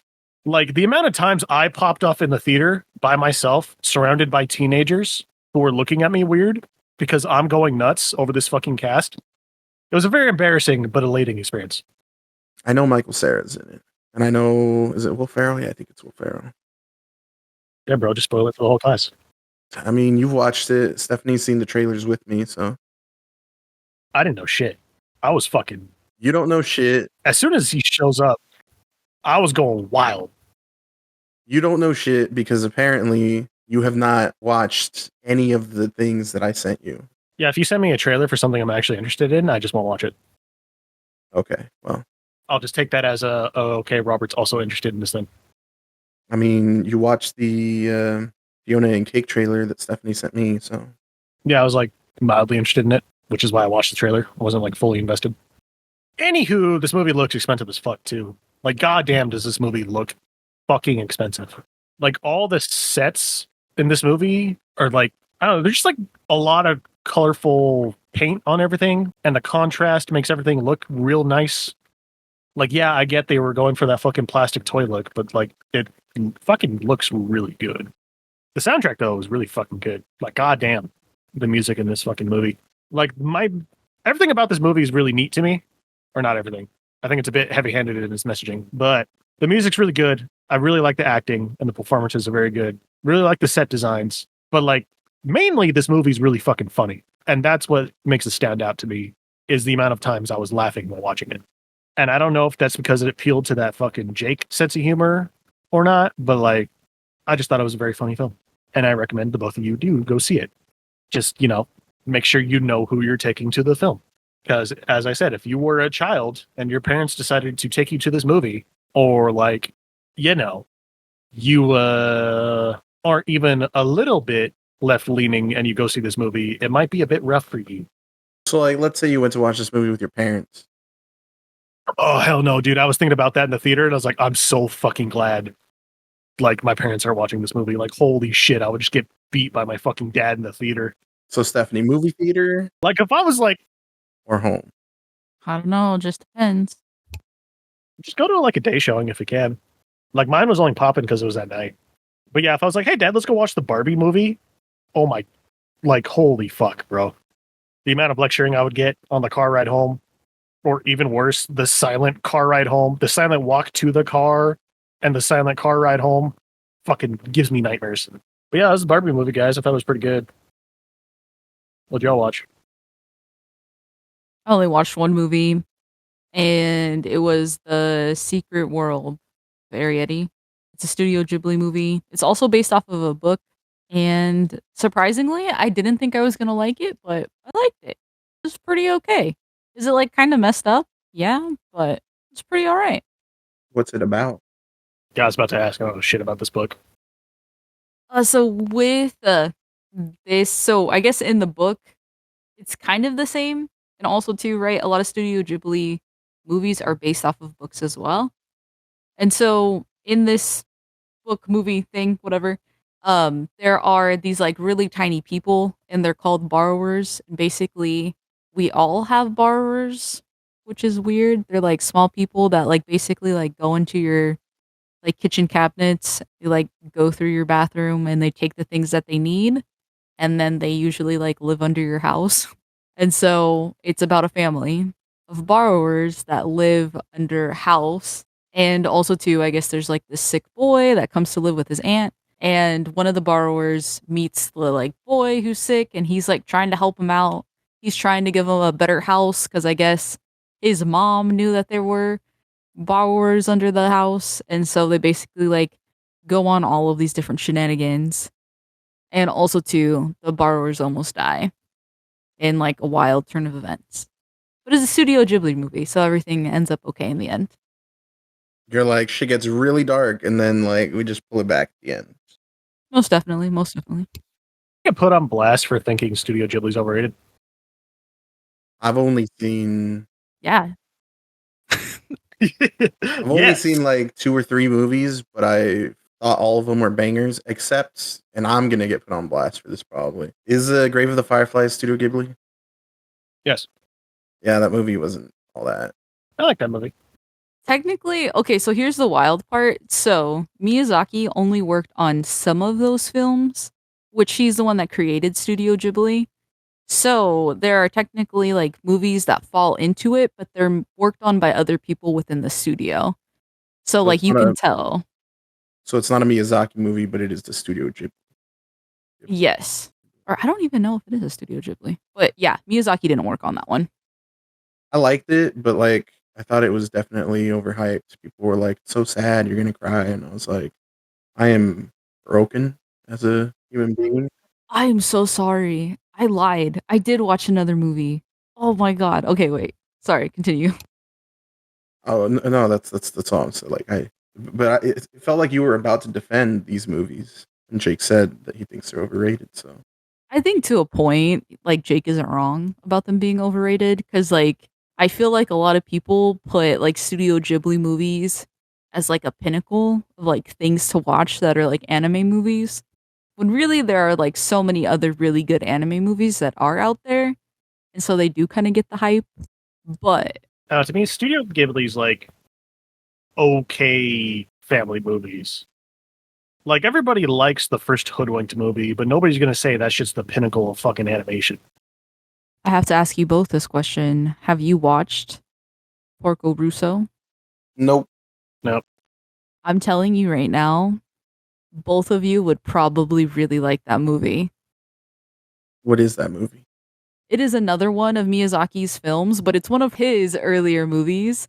And so I guess they're like different vibes. So like of course, right, like Princess Mononoke is way different than Spirited Away. Because again, right, like one You can say that again.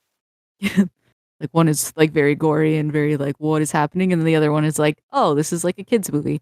And so just kind of some of those things. Porco Russo is like in the middle. It's like where he's making like a transition. And I'm gonna go see a bunch of Ghibli movies just so I can talk more shit about them.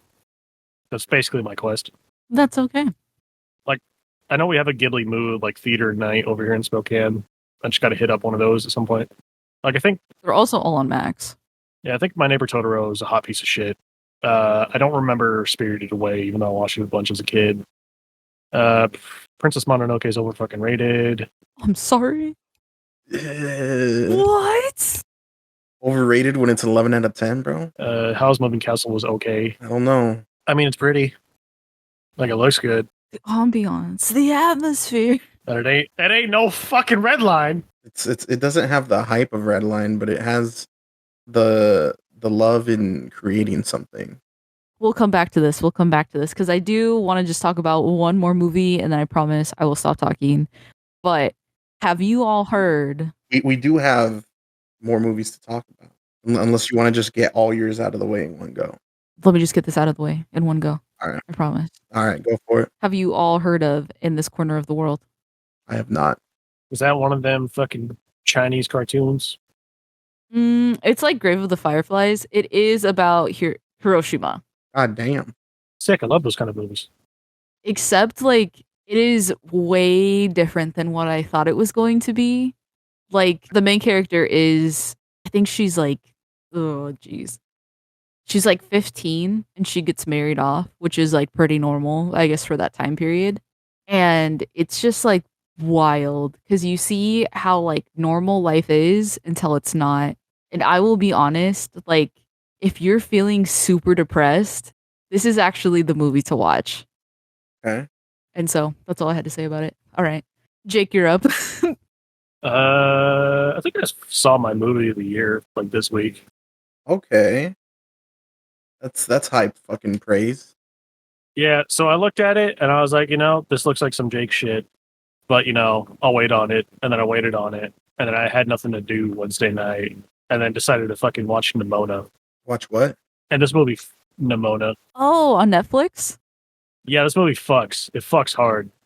Oh, wait. Is it the one where the girl can transform? Yes, Oh, okay, yeah, I know what you're talking about. Yeah. this movie goes hard as shit, bro. Like, this movie has such a fucking fun, energetic, and chaotic energy about it that, like, you're just riding that fucking high the whole way through. Like, it's got its emotional bits, which do hurt and do hit. But for the most part, this movie is just fucking running the whole time. And it's just such a goddamn fun piece of animation. Like, I guess Disney turned down publishing this movie or some shit That's probably for the best. because the main character is gay. Okay, I Which, just like, okay. I want to. Yeah, bad timing for me to have said that. I mean, it's kind of like important to the plot. Like, yeah, the main character is gay, and him being in a fucking relationship is a large part of the conflict. Like, I don't think this movie would be this movie if you ripped that out or swapped genders with one of the characters or something. But this movie's just fun. Like, it looks really good. Like, I don't know if it's like, it's definitely not on Puss in Boots level. I don't know if this movie got the budget for that. But like, what it is doing still looks really fucking good. Like, there's so much action in this movie that's animated at such a pace that just keeps going, bro. To be honest. Same with the soundtrack. Like, the soundtrack just hypes up the energy of this movie. Like, it is a hype film for most of its runtime. And I think maybe me not knowing shit about this movie before I saw it, other than like, oh no, this looks like fucking TikTok cringe. I don't know if I want to watch this movie. And to be fair, there are going to be a lot of people on the internet that are like, Nimona, she's just like me, for real, who are going to act like her and be cringe. But it's still a pretty fun movie. Is this a kid movie, adult movie, little of both? A little of both. Like, it's really fucking dark, but like, it's clearly aimed at like, so kids can have fun with it too. Like, I would say almost like Puss in Boots, but straight up, like, I don't know, like in the trailer, you see he has a fucking fake arm. You get to see how he loses it, and it's kind of fucking brutal. Like, I also didn't know shit about the setting of this movie. Like, I saw a dude in knight's armor, so I just thought it was a fantasy movie. But no, I was hella wrong.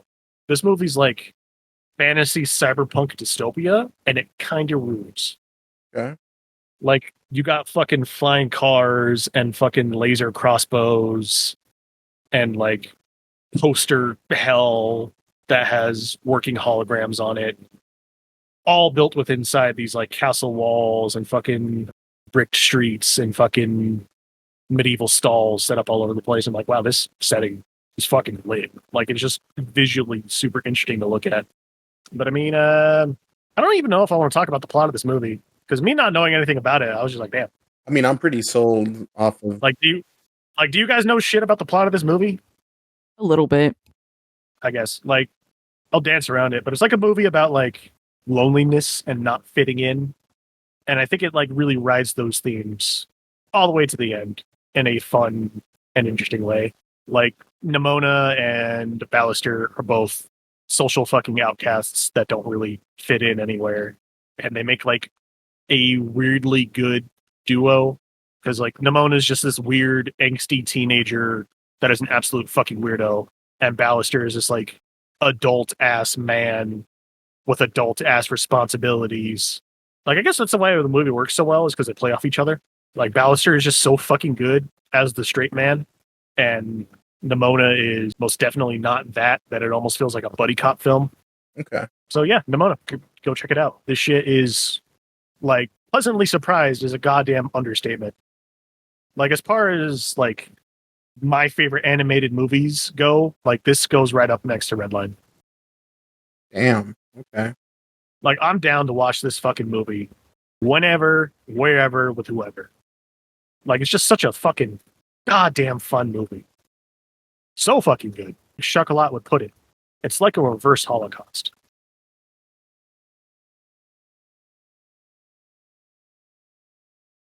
That's what I got to say about that. Did you watch anything else, Rob?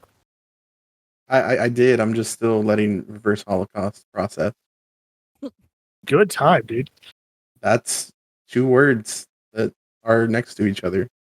I was quoting somebody else. Don't cancel me. I was making reference to a dead YouTuber. Hey, you made a video 2 years ago. Oh shit, I forgot about that. All right. So I watched a little movie called Incident in a Ghostland, or Incident at Ghostland. I don't remember what it's called. On the biggest surface of it, this is classic E-rated horror movie. It's so generic, but it's like generically like so good. That makes sense. So it's like schlock, but it's like that primo schlock. And I'll tell you why. So it does that thing that B horror movies do, where like all the obvious tropes are gonna happen. You think it's over, but it's not over, and it does that too many times. But this movie has this like charm to it, in that it's just so fucking stupid. Like, your main characters, it's a mom and two daughters, and they're driving somewhere. Or they're driving to their aunt's house that died, and now they get the house or something. And one of the girls loves horror. Like, her favorite author is H.P. Lovecraft, and she just absolutely adores him. And so she writes a bunch of horror movies, or horror stories, that are obviously inspired by Lovecraftian tales. But this girl, she loves horror. Horror is her favorite thing. And as they're driving, this ice cream truck starts following them really close and is honking at them. And then it pulls up beside them And this clown looking dude in there, or like he looks kind of like he's wearing a mask, pulls up beside him as they're driving and starts like waving at him. And the girl that's super into horror just waves back. And this is followed by them going to a gas station that looks straight out of a horror movie. And as she's in there, she looks outside and that same ice cream truck is out there. And she just, whatever. And then they go to this creepy ass house that looks like a haunted mansion. And everything in there is like they're like spider webs and everything. And it's just like you're so in a horror movie and you're not reacting like it for someone who loves horror. Like, and so it's like, you know how in scary movies, it's always like people are stupid and it's because they don't realize they're in a scary movie. This is like you got a horror professional and she's just ignoring all the signs. Like at one point, she goes up to this painting on the wall and she's like, oh, I know what these are. There are these secret little things. And she starts like reaching around the frame of the painting and she finds a little thing that clicks and the painting opens. And you just see this darkness behind it. You can't really see what's there. She just stands there and like stares at it before this like Jack in the Box pop-up clown comes out and jump scares you. And I'm just like, you're so fucking stupid. And anyways, if that sounds like a good time to you, it's entertaining because you want to yell at these characters the whole time. Hey Rob. Yeah. I looked up this movie, and it turns out I've seen the first 30 minutes of this movie. Everything I've seen from the first 30 minutes of this movie is nothing like you just fucking described. What do you mean? Is this movie not about horrific fucking family trauma? Yes, but that's like right after that. Oh man. Like, this movie just made me fucking uncomfortable, bro. And also, that means you didn't get to the reveal because, I mean, are any of you guys going to watch this movie? I mean, I stopped after 30 minutes because, you know, it's a little kind of rough, bro. Stephanie, are you going to watch this movie? I'm so confused though. Like, is it like really bad? No, it's just like at least the first 30 minutes of this movie are about family trauma and like fucking schizophrenia. Ooh. And like paranoia. Like it's a fucking, I don't know where Robert got fucking schlock from. This shit's like a paranormal fucking thriller. Okay. Are you going to watch it, Stephanie? Do you want to watch it? I guess I don't have to. And I know that Brienne won't get mad at me spoiling this movie because she's the reason I watched this movie. All right. So while all this is going on, the sister kind of hates like that her sister is all into horror and everything. And she's like, you know, she's a fucking weirdo. And she keeps telling her mom, like, yo, she's fucking weird. And then she says, like, the other day I looked at her notebook and she had written this like interview of herself. Like she's interviewing herself, but like in the future. Like where she is already a famous author and she's acting like she's a famous author and she's being interviewed and she's talking about like all this shit that she wrote and how she got there and everything. And she's like, that's fucking weird, mom. And while they're at the gas station, like she sees this newspaper that talks about these serial killers that will go into families' houses and they will murder the parents and then like mess with the kids, like torture them. And so they're in this house looking at all this creepy shit and everything. And all of a sudden, these people come in and it's those serial killers. And so they're probably going to kill the mom and like fuck with the two girls. As all this stuff's going down, like the two girls end up going like down to a basement area. And as one of them tries to like run up the stairs, one of the bad people is coming downstairs and she's freaking out. She freezes. But then the mom comes out of nowhere and starts like beating the shit out of this person. Long story short, the mom ends up killing the two serial killers. And then like the daughters are just there scared. And then we cut to years later. And she is this author, and she just wrote a book about her experience with the events that happened. Because she had written horror stories before, but they weren't like about her experience there, the incident in Ghostland or whatever. And she finally wrote the book about that. And she is like, the way it flash forwards to the future is she wakes up from the nightmare that is going through that. And her husband or boyfriend is like, yo, are you okay? Is everything good? And he's like, oh, you're just freaking out. And it's because she is traumatized by these events. But she ends up getting a call from her sister. And her sister's like, they're back. They're here. They're back. And so she ends up going to visit her mom. And you realize that, like, she got the better deal. Yeah, she has nightmares, but her sister is like traumatized. Like her sister is still thinks that she's like living in that. And the mom has to take care of her because she can't take care of herself. And so Jake, this is probably what you saw.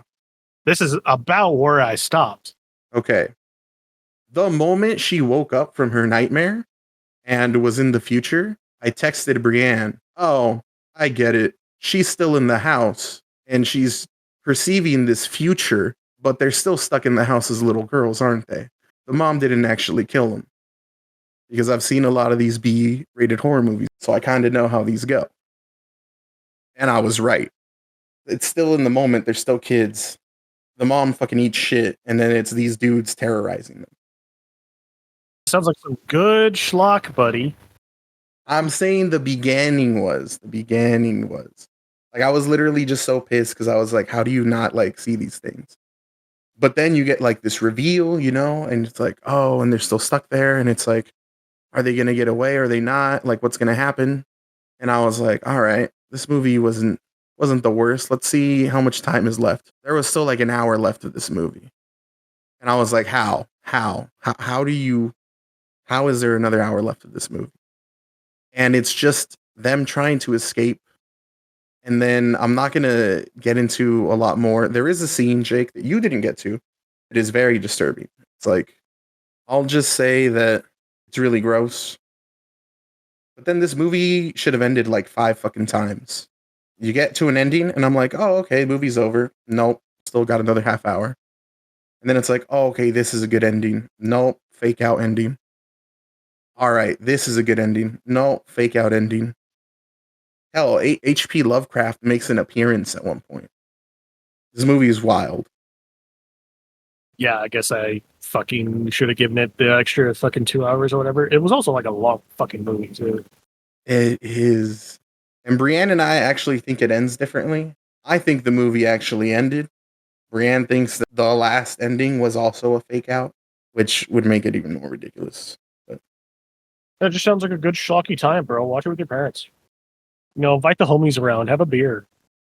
Watch some women get beat. like I don't feel like I wasted my time, but I don't think it did anything new. And it does have one scene that's disturbing. I wouldn't call this movie scary. And I guess that's what I have to say about that. Any questions? Now, I'm glad you could talk so highly about this film that I didn't feel like finishing. I mean, I don't know. Like, Stephanie, you know when we'd watch horror movies that just, they weren't good, but it was like, eh. Mm-hmm. We weren't like offended and didn't feel like a waste of time. That's about it. Like, I don't feel bad spoiling it. It just is what it is. Better than Evil Dead Rise, though. You know, I honestly don't believe you.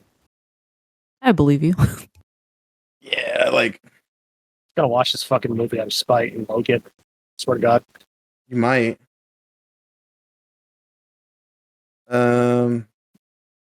I watched the Quantum Mania and I watched Guardians. Why?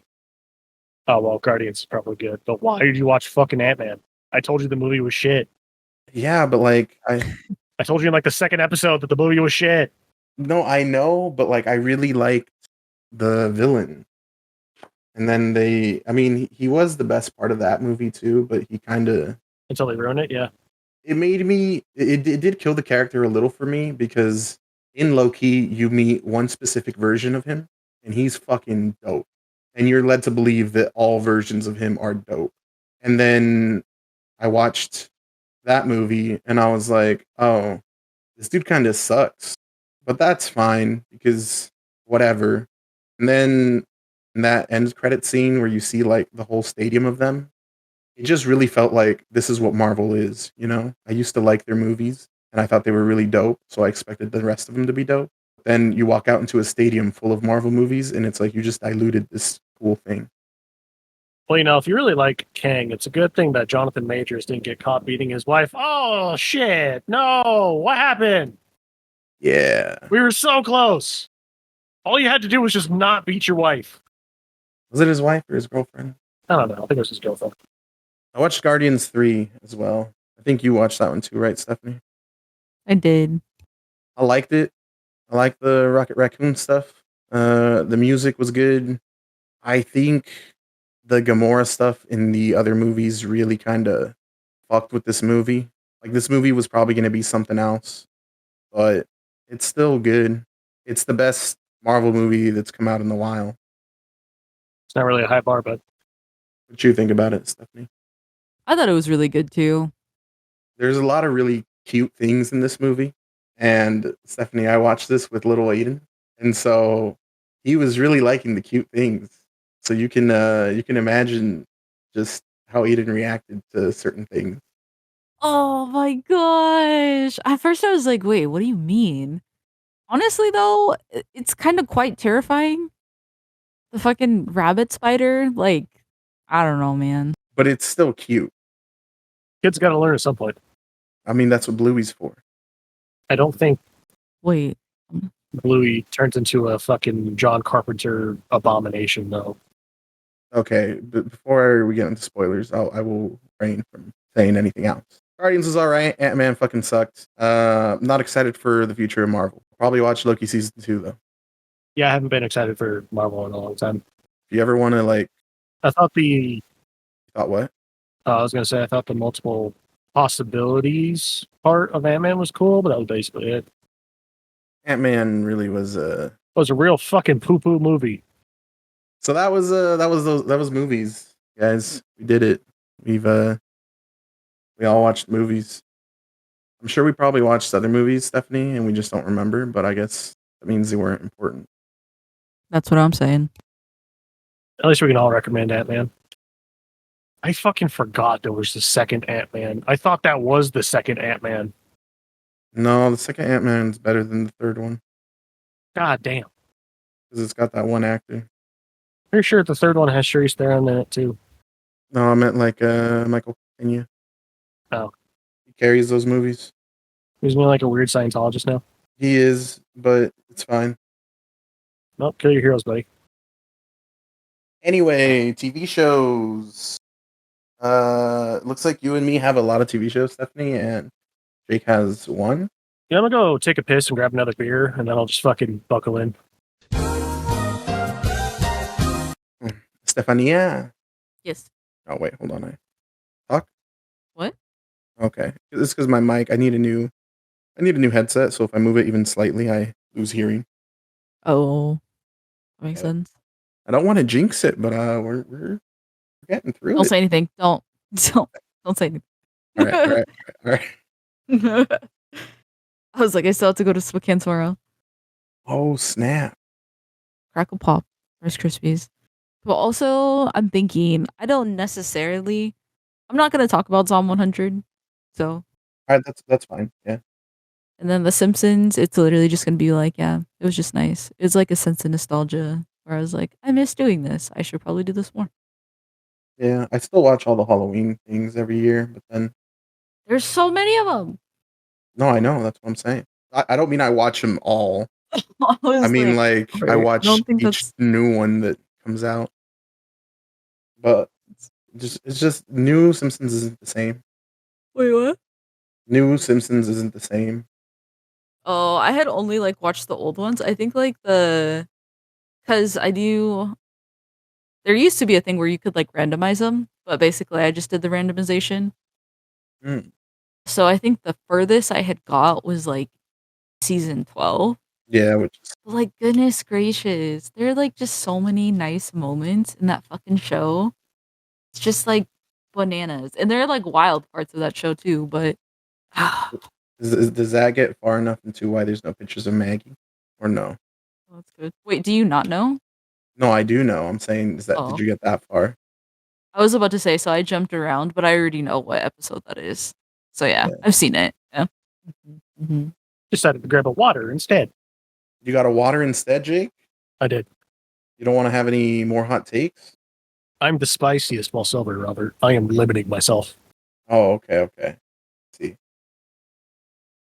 All right, so TV shows. Stephanie, if you want to kick it off. All right. I think I'll just start with The Simpsons. I was just telling Robert about this. Basically, like I have seen some of the episodes. I haven't seen all of them because there's like so many freaking seasons. But I was able to randomize it a little bit, and I only saw like episodes from the first 12 seasons, and it was just nice. Like that's something that I've done before where I would just like watch random episodes of The Simpsons, and it's always just a fucking good time. And I love the older episodes because there are so many like heartfelt moments. There's some really ridiculous moments too.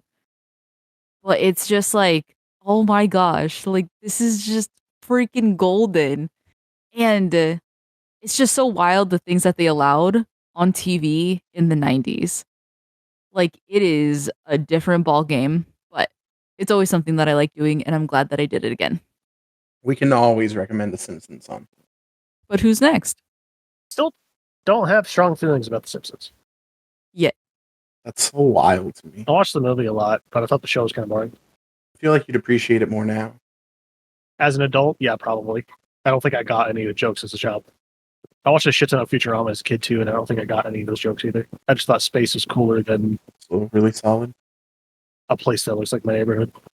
And Futurama just got new episodes. Yay!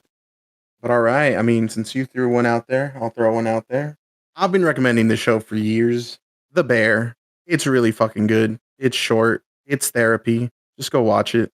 I'll give you guys what it's about. It's about a group of people working in a kitchen trying to run a successful restaurant. And it is such good television. Hey, see, Robert, this was on my radar, and you know what stopped me from watching this film? The TV show? Or fucking TV show? What? Because I heard it was stressful as fuck. The first season is stressful as fuck. And, you know, I was like and anxiety inducing. knee deep in the fucking homework sauce at the time, and I was like, you know what? No.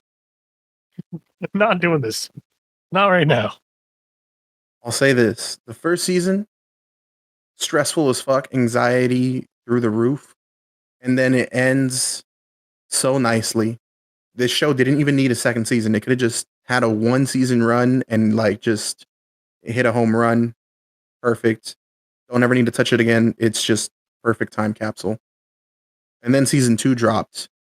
And I've said this to Stephanie. I don't know if I've said this to you. I was watching it and I was waiting for it, Jake. Like I watched that first season. And I'm watching episode 1, I'm watching episode 2, watching episode 3. And this shit was oddly soothing. It's building more into each individual character. And it's not anxiety inducing. It's not stressful. It's just soothing and relaxing.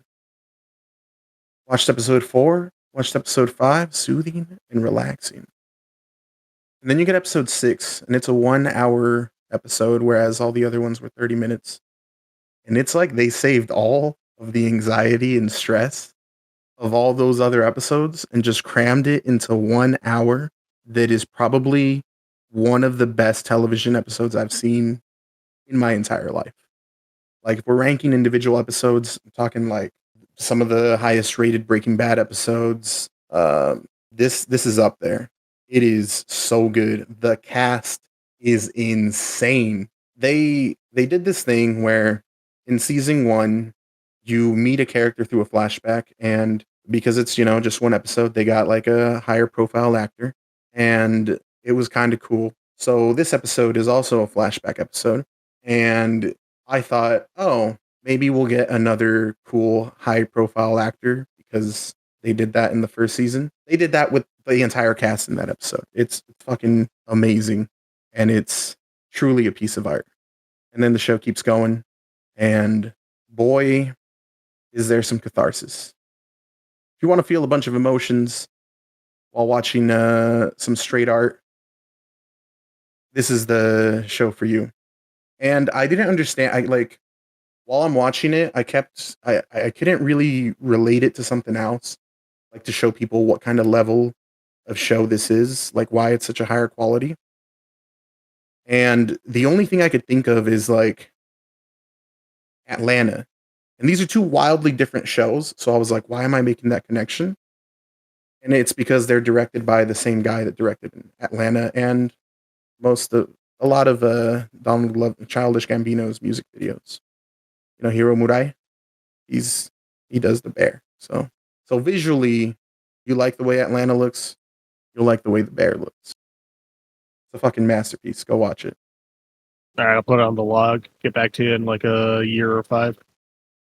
Any questions, concerns? Stephanie, are you going to get back to it in like a year or 2? We'll see. We'll see. It depends.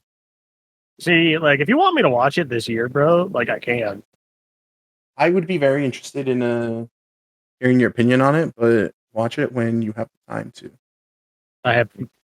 I'm a fucking 20-something-year-old on a fucking 9 to 5. I have nothing but time. I mean, like, that you want to. I mean, I'm just saying, bro, because we got the end of the year wrap-up show that we're supposed to be doing. So if you're trying to have conversations then, bro, you better fucking make the list now. See, I'm very interested in hearing your opinion on it, but also it's not something you can really talk about without spoiling, so we would need to have all watched it.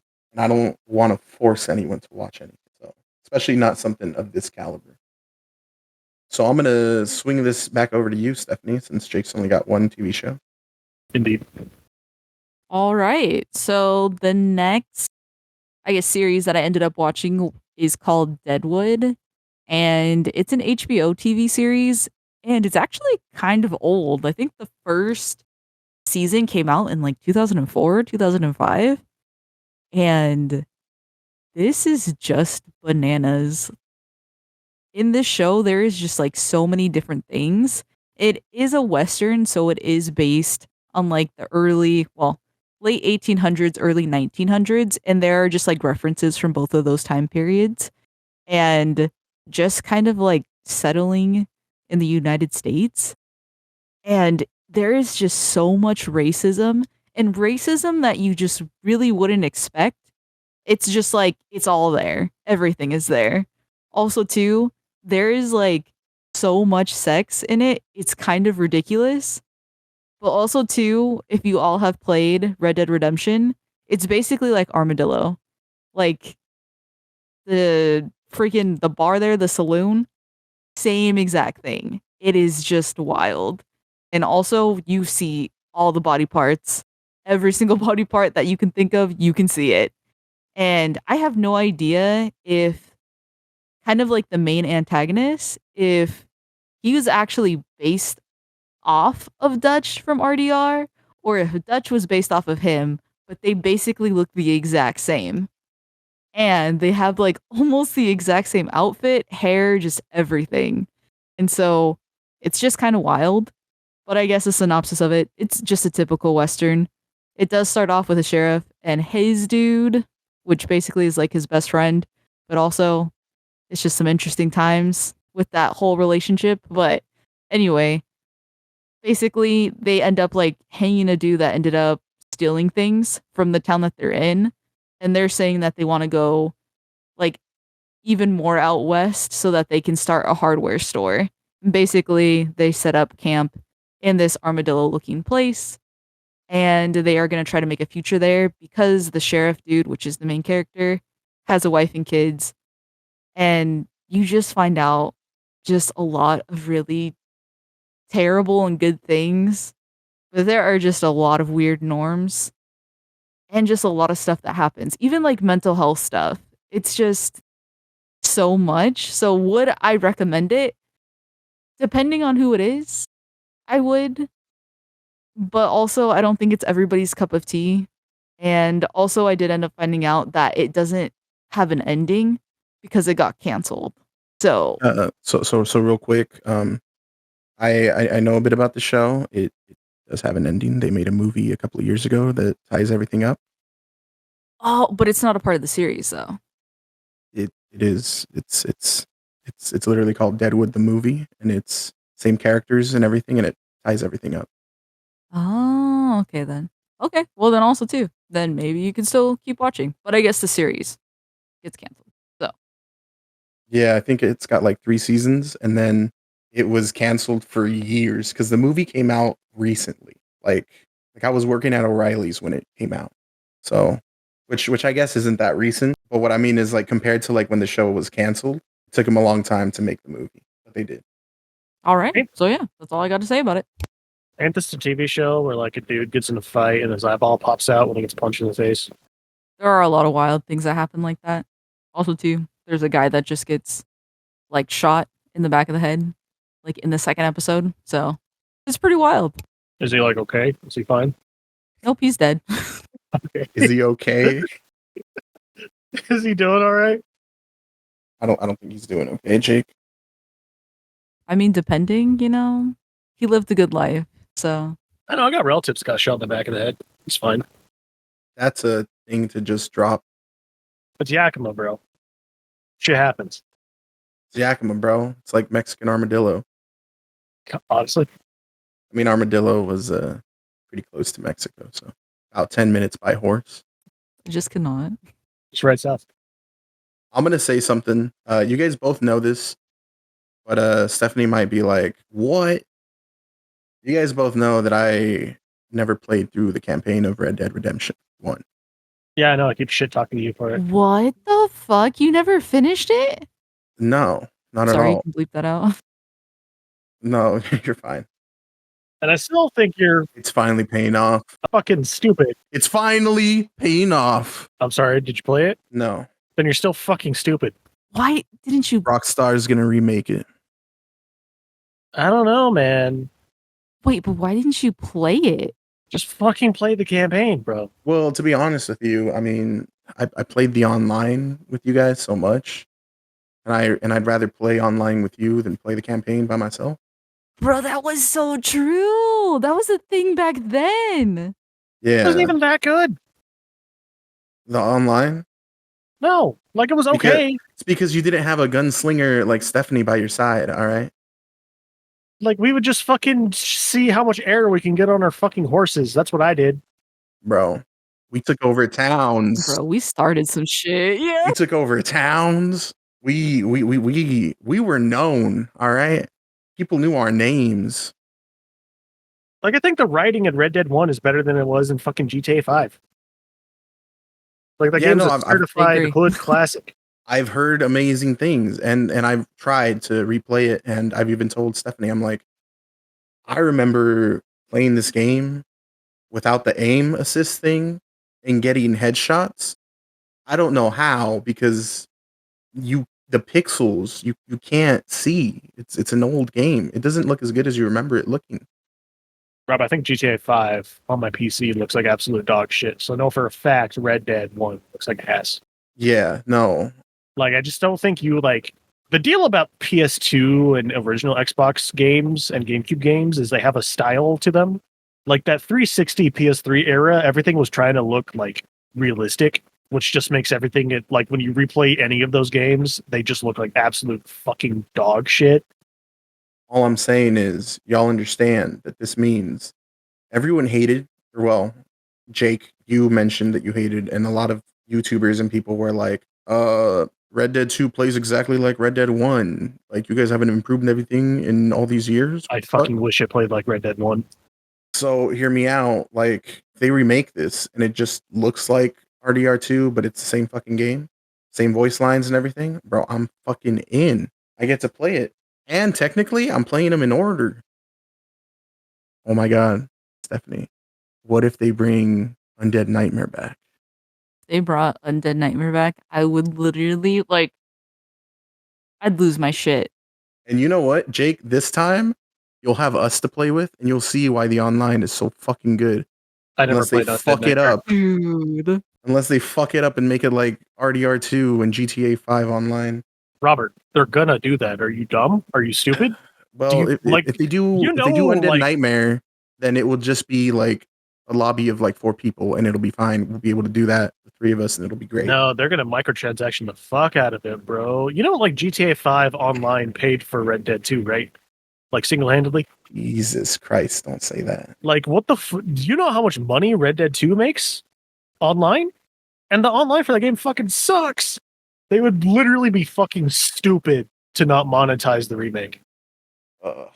Whatever, I'll have the single player campaign to play, and hopefully they do Undead Nightmare. At least the single player portion of it. I mean, if they did Undead Nightmare, that'd be cool, because I was poor when I was a kid, so I never got the chance to like buy the DLC and play it. Stephanie bought it for me. Oh fuck! Wow. Yeah, I was like obsessed with that. Jeez, we got so far. Oh my goodness. Telling you. Yeah, so you think I'd like Deadwood? Never actually watched it. Just heard a lot about it. For you specifically, you'd like it. Keep it rolling, boys. Yep, your turn.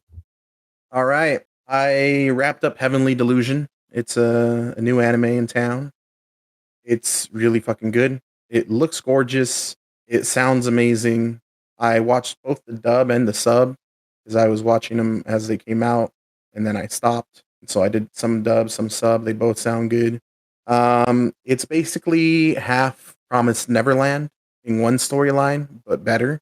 And the other half is a post-apocalyptic world with some weird-looking monster things. So think Last of Us, but alien creatures instead of zombies. It's really fucking good. I knew nothing about this. Like, I think right before it came out, I saw a trailer. I was like, this looks gorgeous. Gonna watch it.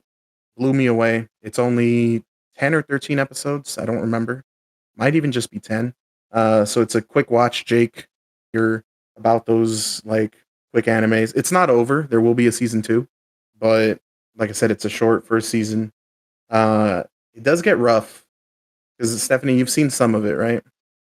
Yeah. Yeah. But I don't think it gets rough at some parts. Like it's definitely not for the faint of heart. Some real fucked up shit happens. But if you like stuff like The Last of Us, if you like Promised Neverland, you'll love this. It's really good. You have anything to say about the episodes you watched? Yeah, I thought it was pretty good. It's like really unexpected. So there are just lots of like twists and turns. For sure. I think we can each do one more and then we'll give Jake a go. So your turn, Stephanie. All right. So I'm just gonna lump these two together. So Jake, you also didn't wish me a happy birthday as we already just clarified, but Okay. Robert was able to come over. Geez. Yeah, wait, was it the day of my birthday? It was, right? I went over the day of your birthday. I went over the day after your birthday, and then I went over that weekend. This is true. Yeah, man. Let me tell you. But we ended up watching Extreme Cheapskates, and I made. Disgusting. Huh? Is it disgusting? Oh yeah, there's a lot of stuff. Let me tell you. Robert's facial expressions throughout the show. Goodness gracious. Anyway, but I also. Oh, I actually told Jake about it. The CPAP thing. Oh, the reusing of it? Yeah. Oh. Man. Continue. I was about to say, out of all the wild things, that's the one that stuck with you? Well, because, I might potentially have to get one, so. And look like a fucking loser. Yeah. Look like a dumb idiot while you sleep, like a big fucking dumb stupid ass. Yeah, because I was telling him how, like, I didn't have that much of a problem with it until I saw that lady with it on, and she looked like a fucking raccoon. And I was like, oh no. Yeah, I told you, bro, I'd just rather die. This is my future. Okay. Also, too, that lady was wild. But anyway. So, that was an interesting time. Just good reality TV. Yeah, TV show. And also, too, I don't know. There's like 3 seasons to that. And I think we only watched the 2nd season. And I don't think we watched all of it. I do want to mention one thing because, Jake, I brought you up and it was kind of a little bit of shit talking, not going to lie. There was this guy who, while he's showing off his, like, all his cheapskate things, he was going to go on a date. And so this dude was so, like, it's one thing to be a cheapskate, but I feel like he also just had no self-awareness of like just how wild the things he was doing looked like. Wait, are you talking about the one that makes his own wine? Yeah. So this homie is like, before he goes on a first date with a girl, he's like, drinks, they're expensive. So like, this is what I do. I got a red wine, I got a white wine, you just mix them up. He's like, and that makes a pretty. He basically gets a bottle of wine, mixes different wines, and has this like bottle of wine that looks like you took it out of a trash can, has like the label peeled off halfway, and looks like an obvious mix of different things. And then they go on their first date. They go to this restaurant. Oh, wait. So this is beforehand, he goes outside of a mortuary place and gets flowers that they throw away. So flowers that have been used for dead people. He grabs this assortment of flowers and then he goes to this like bakery place that has free samples and he just like stuffs a bag full of free samples. Like he got like 20 or 30 of these things. And then he goes to the date. They're at some Mexican restaurant. Wait, we just gotta say, literally the date was like, oh, my friend thought that would be a really good match. Or there was like specific Yeah. wording. Yeah. She like the girl says, "Oh yeah, my friend like said that she thinks we'd be a good match, so we decided to go on this date." That bitch got pranked. And and so then like they go, they're how they set out chips and salsa? Yep. They have like a couple chips and salsa, and then the guy's like, "Let's go. We should go. We need to go right now." And she's like, "What? We haven't ordered any food." And he's like, "Yeah, no, let's go." And they go. And then he's like, I'd love to take her on this cruise where you can like they serve you all these like fancy foods and some wine. And he's like, "But we can just take this ferry." And I got these like free samples I got. And then I got this wine I made.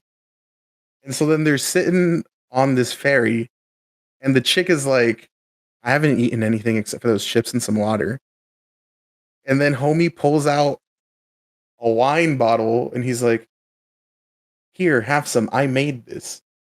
And it was just wild. She obviously refused. And then he's like, "Here, look at these samples." And she's like, "No, no, no, no, no. We're not doing this." And she's like, "Let's just go get some fresh air before this gets too wild." But right then and there, I was like, "Yo, Stephanie, like, her friend thought it was a good idea to set her up with this person." And I was like, "You know what? I can't imagine anyone that I would set up with someone like this." And then I was like, "Actually, you know what? Maybe Jake." Why? Because I feel like if anyone could appreciate someone who wants to save money, it would be you. Okay, check this out, Rob. Well, I also said that with a caveat. with saying that like I would be a prank, like I would be doing it as a prank. Here's like, I don't think deal, they'd actually be Rob. a good match. My rules on a first date is don't spend a lot of money, dog, because you don't want to impress somebody on a first date because then you have to do it forever if it works out. You go get a coffee or you go get fucking McDonald's. Maybe you get a fucking snow cone in the park. But like, I'm not fucking serving anybody fucking toilet wine on a first date. Oh, see, this wasn't toilet wine. This was just like different wine bottles. There was someone who made their own wine though later, like literally fermented fruits and shit. Robert's just like, can't wait to show this fucking episode to Jake so he can just sit there and be like, oh, he's just like me, for real, for real. I mean, I was saying it jokingly, obviously, but yeah. But yeah, he's actually just like no, I think you have the social awareness to not pull out an open bottle of mixed liquids and offer it to someone you never met and been like, "This is alcohol that I made. Please indulge." Here, drink this booze I made. I definitely didn't put anything in it. Yeah. It was a good time though. Like being disgusted by the things people would do to save money. This is true. This is true. I just wanted to throw this in there. So after this, I did make Robert watch My Happy Marriage Story. And honestly, I didn't think he was going to like it, but he had no choice because he said that he would watch it and he hated the voice acting. That's totally okay. The voice acting is pretty garbage, except for like the two main characters. That's all that matters. But I just thought it was funny. So good anime. I really like it. Here we are. I mean, we can say what the premise of it is. It's about magic Oh, I love that card game. and being married into families Oh, and sisters that are bitches, Half sisters, half sisters. half sisters. It's just a bunch of family drama until it becomes a JRPG, and I was digging it. Yeah. Have you watched any more episodes?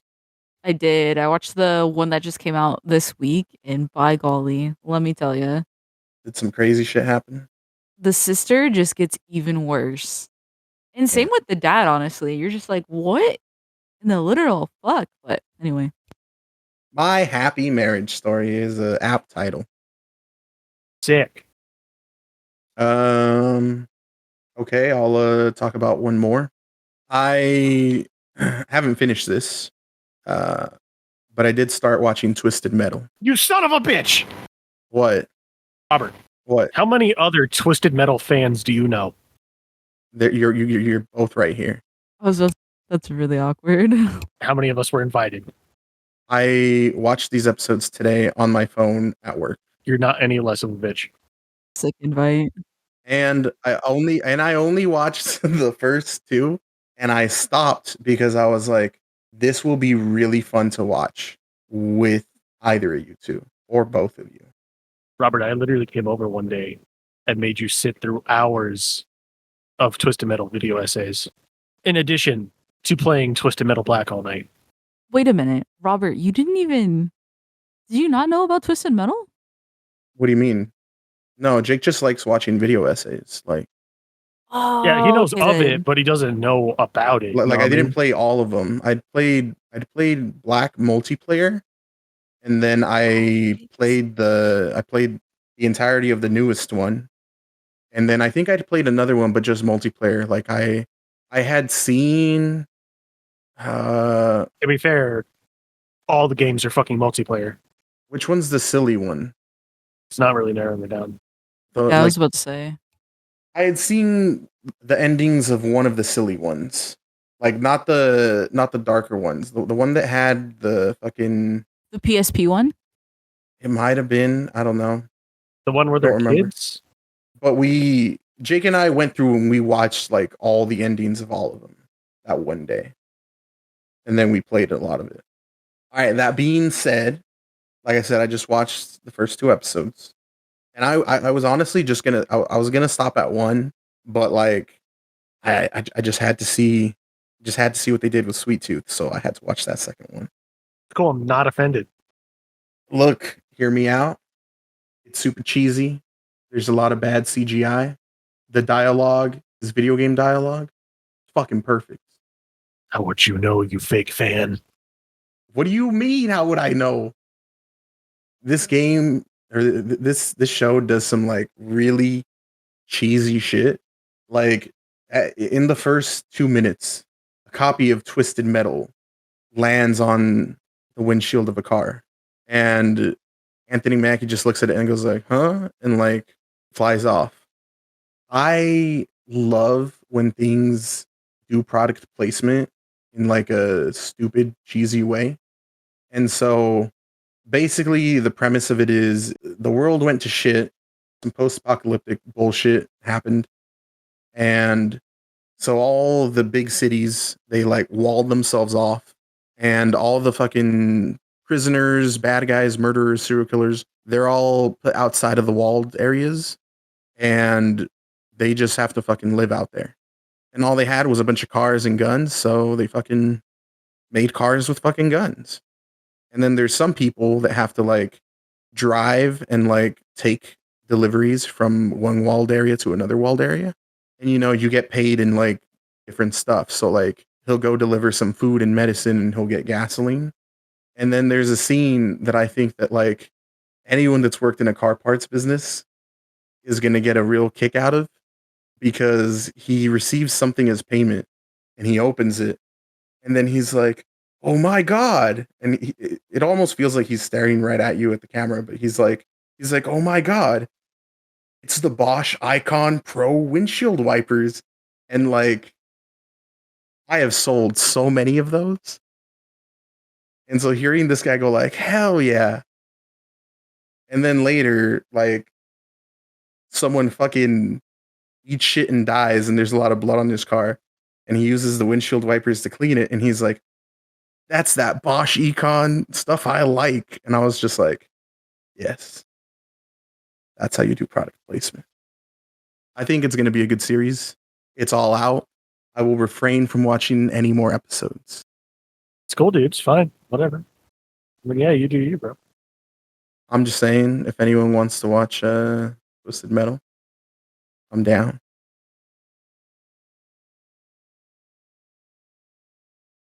All right, Jake, I guess it's your time to talk about a show. Yeah, so I've been watching a whole lot of Yu-Gi-Oh! GX, baby. Because I fucking finally finished the original Yu-Gi-Oh! Last month. And I was quite pleasantly surprised by Yu-Gi-Oh! GX. Like, I fucking hard passed it as a kid because it's like, there's no fucking Yu-Gi or Dark Magician in this fucking show. Fuck this show. I was on that fuck everything because it's new bandwagon rather than like actually just enjoying shit as it comes out. But Yu-Gi-Oh! GX kind of fucking rules. Like, it's just about a bunch of goofballs going to a fucking dueling school where they fucking play duel monsters all day and get into hijinks and shenanigans. And to be honest with you, I think the show is probably better than the original. But like, the highs of the first original run of Yu-Gi-Oh! Are really, really high, but the lows are real fucking low. Like, goddamn, there are some very boring fucking arcs in the original Yu-Gi-Oh! Series. But so far in Yu-Gi-Oh! GX, like 40 episodes in, it's just like consistently good. Pretty much most of the way through. Like, I enjoy the banter that these plucky underdogs have. You know, Jaden's just, he lives for the duel, bro. He'll duel anybody for any reason, and it's very fucking stupid. Like, he duels a fucking ghost, and the ghost is like, "Okay, cool, if I win, I gotta take your soul." And he's like, "Yeah, but if I win, you gotta admit that you're stupid." Like, all the stakes in the show are hyper fucking stupid. But like, Jaden always accepts the terms no matter what. And I find it very funny. He's just down. He's just down to duel, bro. Doesn't care. Like, literally, there's an episode where he gets caught sneaking into the girl's dorm due to a misunderstanding. And like, they're like, "Hey man, here's the deal. If you beat me in a duel, we'll just go on our separate ways like nothing happened. But if you don't, I'm going to get you expelled." And then he's like, "Deal, easy, done." Oh, it wasn't even him that got caught in the girl's dorm. It was his friend who got caught in the girl's dorm. And he's just like, "Yeah, Vero, like, you can get us both expelled if I lose. That's fine. That's square." I also think Chaz is just the best character in that goddamn show. Like, holy fuck, that fucking episode where Chaz duels his brother literally just exists to flex on this fucking man. Like, I am a fan of Chaz. I'm going to start unironically saying Chaz it up every opportunity I get. That sounds like it will never get annoying. All right, bro, next time we play some fucking Yu-Gi-Oh, bro, I'm about to Chaz it up. Like, the show is just consistently fun and good most of the way through. Like, my favorite parts about watching Yu-Gi-Oh is I like watching the duels. And believe it or not, there are significant stretches in the original run of Duel Monsters where no dueling happens. And also the dueling is like not real. Like, that's not actually how the card game is played. Yu-Gi-Oh! GX has kind of like fixed that problem because the Yu-Gi-Oh! Card game is established and they weren't working on it as the show was going / manga was being written. So it's a good time. And the fucking GX dub is just as amazing as the fucking regular Yu-Gi-Oh! Dub. Like, that dub cast is fucking putting in overtime. But I mean, yeah, that's about all I watched. I fucking cranked through like 40 episodes of Yu-Gi-Oh! GX. I'm also stupid excited to get to fucking Yu-Gi-Oh! 5Ds. I watched like one episode of Yu-Gi-Oh! 5Ds, and that episode was so fucking hype. Stephanie, you know shit about like Yu-Gi-Oh! Any of them?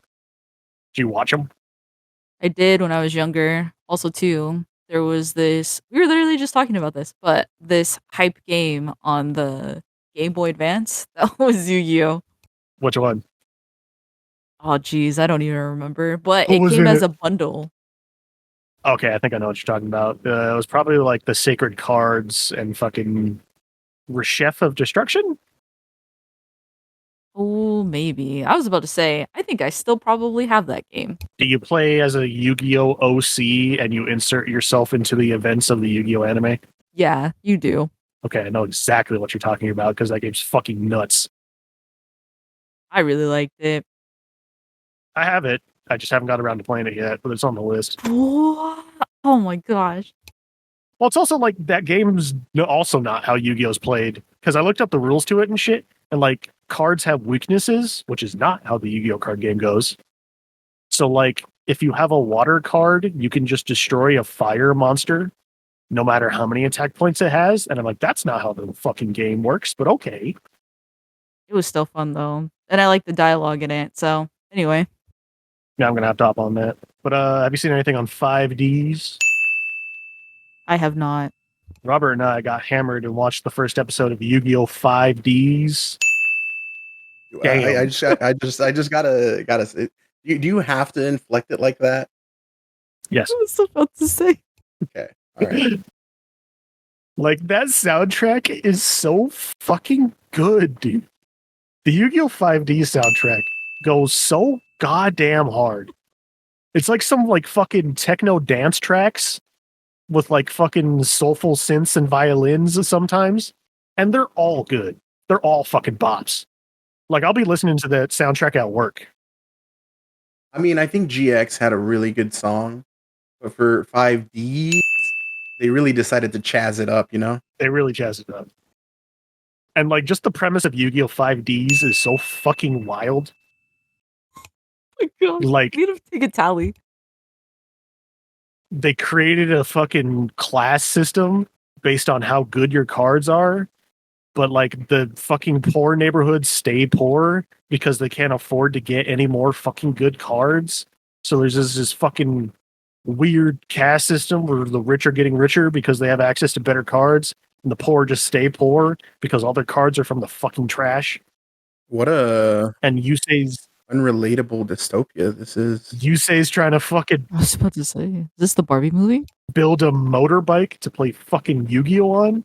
Like they duel on fucking motorcycles, bro. That's hype. And the better you're dueling, the faster your motorcycle goes. Yeah, that's kind of wild. Yeah, that's it. I'm just really excited to get to fucking Yu-Gi-Oh! 5Ds. I heard that show is fucking nuts. Why is it called 5Ds? I legit do not know. Like, I'm pretty sure the D stands for D wheel or whatever, which is what the motorcycles are called. But the American dubbing cast thought that was stupid, so they called them dual runners in the dub. As for fives, I have no idea what 5 stands for. I mean, that's all I got, guys. I just watched a shit ton of Yu-Gi-Oh! That's apparently 5Ds is meant to represent the legendary 5 dragons that show up in the fucking show. Oh. That's very stupid. Yeah, kind of. That's some Kaiba shit. Well, I think that's it for TV shows, right? I mean, I didn't do anything else. Same. Then y'all did some reading. Stephanie, it looks like your list is way fucking longer than mine, so have it. I was like, I think I only have 2 things, but Oh, it's just you wrote paragraphs. Never mind. yeah, I was about to say. So yeah, I can start with my first one. I actually read a comic this time, and it's been a while since I've been able to read a comic, and it was called Something is Killing the Children. And it's a volume comic, it's not like an issue. So it was actually pretty good. There's just a lot of stuff going on with it. And basically it is about a bounty hunter. You don't learn a whole lot about this person, but kind of in the opening scene, there are these kids, right? And just take yourself back to middle school. Right? You're just hanging out with all of your friends. It's the middle of the night. You don't want your parents to catch you up really late. And so you're all just like, okay, what are we going to do right now? And the first thing you all think about is like talking about local legends that are going on in your hometown. That's basically what these kids do, except they end up like going to, I don't know, these like backwoods or forest in their town. And like literally within a second, like only one kid survives and all of his friends are like just torn to pieces. You can just see like all of their intestines like all over the trees. It's just wild. So definitely there is a lot of gore in it, but it is a really good plot and it is really interesting. And yeah. And then you end up finding out what is killing the children. And there's actually connections all over the United States that are happening. And so that's why there's this bounty hunter. But yeah, it's wild. I would recommend. It was really cool. Also, too, I really like the art. So 10 out of 10. I'd like to have some context for this comic. I see it at the shop a lot, and I'm like, this looks neat, but I don't want to spend $20 on a comic that I don't know if I'm going to like or not. On a fucking whim. That's fair. That's fair. I guess with it, I think it's really interesting. I can just leave it with Robert. Robert can read it. Then if there's a time where you go over, then you could also read it. But I think it's pretty good. Like it is to a point where I would buy the next volume. So what I know about this, I think I've seen the comic like at a store too, but I know that they were gonna make a TV show for Netflix about this, and Mike Flanagan, the guy that did um, Midnight Mass and The Haunting of Hill House, he was gonna do it, but he backed out. Is the last thing I heard. So I don't know if they're still making it or not. But do you think it's something that would work in like a live action adaptation? Oh, through Netflix though? Well, I don't. Mike Flanagan left, but I would say he does a good job doing horror. Midnight Mass, and I don't know if it's that vibe. Like sorta. I think it would be interesting to watch. I don't know if it could be like done really well. Mm. But I think, I don't know, Netflix is like, not to say it would be through Netflix, but also if like somebody else picks it up, HBO maybe, like that would be amazing just because I know that they would have the budget to do a lot of really cool stuff. Yeah. Well, I mean, I'll definitely read it if you let me borrow it. Yeah, yeah, yeah, yeah. But Jake, it's your turn. All right, ladies and gentlemen, I have purchased the second volume of Devil's Candy, and Did you actually buy it, or did you have someone buy it for you? goddamn it. All right, so check it out. I'm at the comic book shop with my sister, and I kind of want to read the second volume of Devil's Candy, but it looks like some cringe anime garbage. So I make my sister buy it for me, and I'm like, hey, get a bag. And she's like, okay, sure. And then we're checking out. I give her my credit card. She buys the book. And then fucking, like, the guy's like, hey, would you like a bag? And she's like, yeah, sure. And then, you know, puts it in the bag and then hands her the bag. And then she hands the bag to me. And the bag is straight up clear plastic. You could see right through it. It's not even tinted or anything. And I was just like, there was no fucking point in me getting this bag. Now everybody will know my shame that I'm holding this fucking cringe fucking goth comic. Does it look bad? It's just like, you know how like I looked at Toilet Bound Hanako-kun and went, nah. Okay, so it just looks.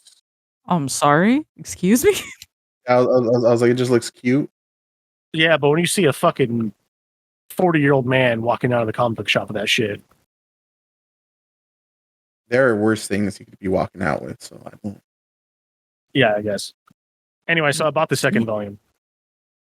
It is quite a bit better than the first. A lot of my complaints have actually been fixed in the second volume.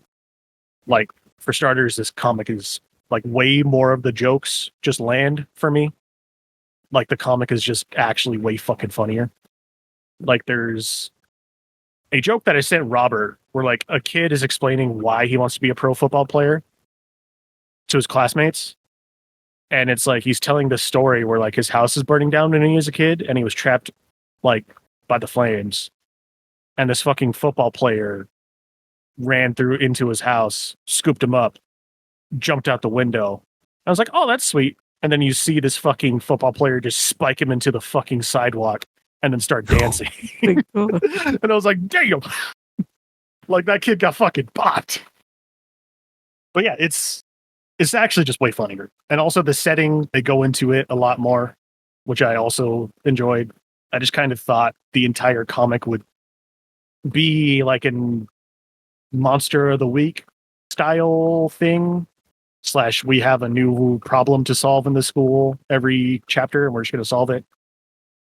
And that's kind of how the first chapter of the comic goes. Like the school gets wrapped up into a monster football game, basically. And if they decline the football game, it could get the school shut down because of like, it'll make them look bad. But also there's only one kid on the fucking football team. So Kazu, the vampire nerd, and all his nerdy friends have to fucking join the football club to save the school. And that fucking football game is goddamn wild. Like a lot of fucking crazy shit goes down in that football game. There's also like there's a joke where the dude from the first comic makes a monstrosity for the team so that they have enough players on the team. And it's just a hyper realistically drawn hamster. I'm sorry. That's like 10 feet long, but it's got like it's like lobotomized. There's like a fucking big ass nail sticking out of its forehead, and it's very uncomfortable and weird next to all this cute art, and I fuck with it. I like when things do that. Yeah, like the visual comedy in this volume goes way harder than it did in the first volume. But also, as soon as the second chapter hits, like there starts to be like a continuity and like a through line story about the mob and the various connections that the local mob has to some of the students and the trouble they get into with the mob. And then that storyline continues in the third volume, which I'm pretty excited for. But also it introduces like a lot of characters and goes into more depth in them. Like a lot of the characters that show up in volume 1, I just kind of expected to never see again. But in this volume, like they're sticking with it. And I kind of like all of the characters. Like there's a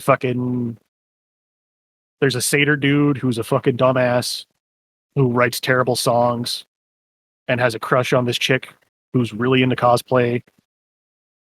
Except he has a crush on her when she's in cosplay, and she's fucking so good at cosplay, he doesn't realize that she was in cosplay, and she thinks her like normal day wear is gross. So he just thinks they're two different people. We got this cool vampire kid who like he shows up at the first volume, and I was like, okay, I get it. This guy's like the cool vampire kid, whatever, I don't care. But he's like actually just cool. I was like, oh, how'd you do that? How'd you make a character that was supposed to be cool that I thought was lame, but was actually cool the whole time? And it goes like into depth in the setting a lot more. Like, as I said, there's this like TV show that's like a Power Rangers ripoff that I mentioned in the first volume that I didn't think was going to become like plot relevant. Like there's like a couple flashbacks that just is about the fucking characters in the TV show. And then you realize how fucking tragic that TV show even existing is. And then you're just like, damn. But yeah, really looking forward to volume 3. This volume introduces the most fucked superpower I think I've ever fucking seen in a comic. It's like reverse domino, but it's fueled by anxiety. So like this dude, like he's a hitman for the mob. And the way he performs his hits is they'll just send him to go talk to the people that he's supposed to kill. And like, whenever he gets anxious, he starts having really bad luck. And usually he gets put in such a spot where he's so anxious that his bad luck eventually gets him and his targets killed. But like, they have a fucking doctor on standby to always revive his ass. So like, he's just absolutely getting fucked on every single hit. I was going to say that is the worst. No, he does not want, he wants out, but like, obviously he fucking can't. So like, the first time you see him, he's just like covered in bandages and he's all fucked up. And you're like, what the fuck is wrong with this guy?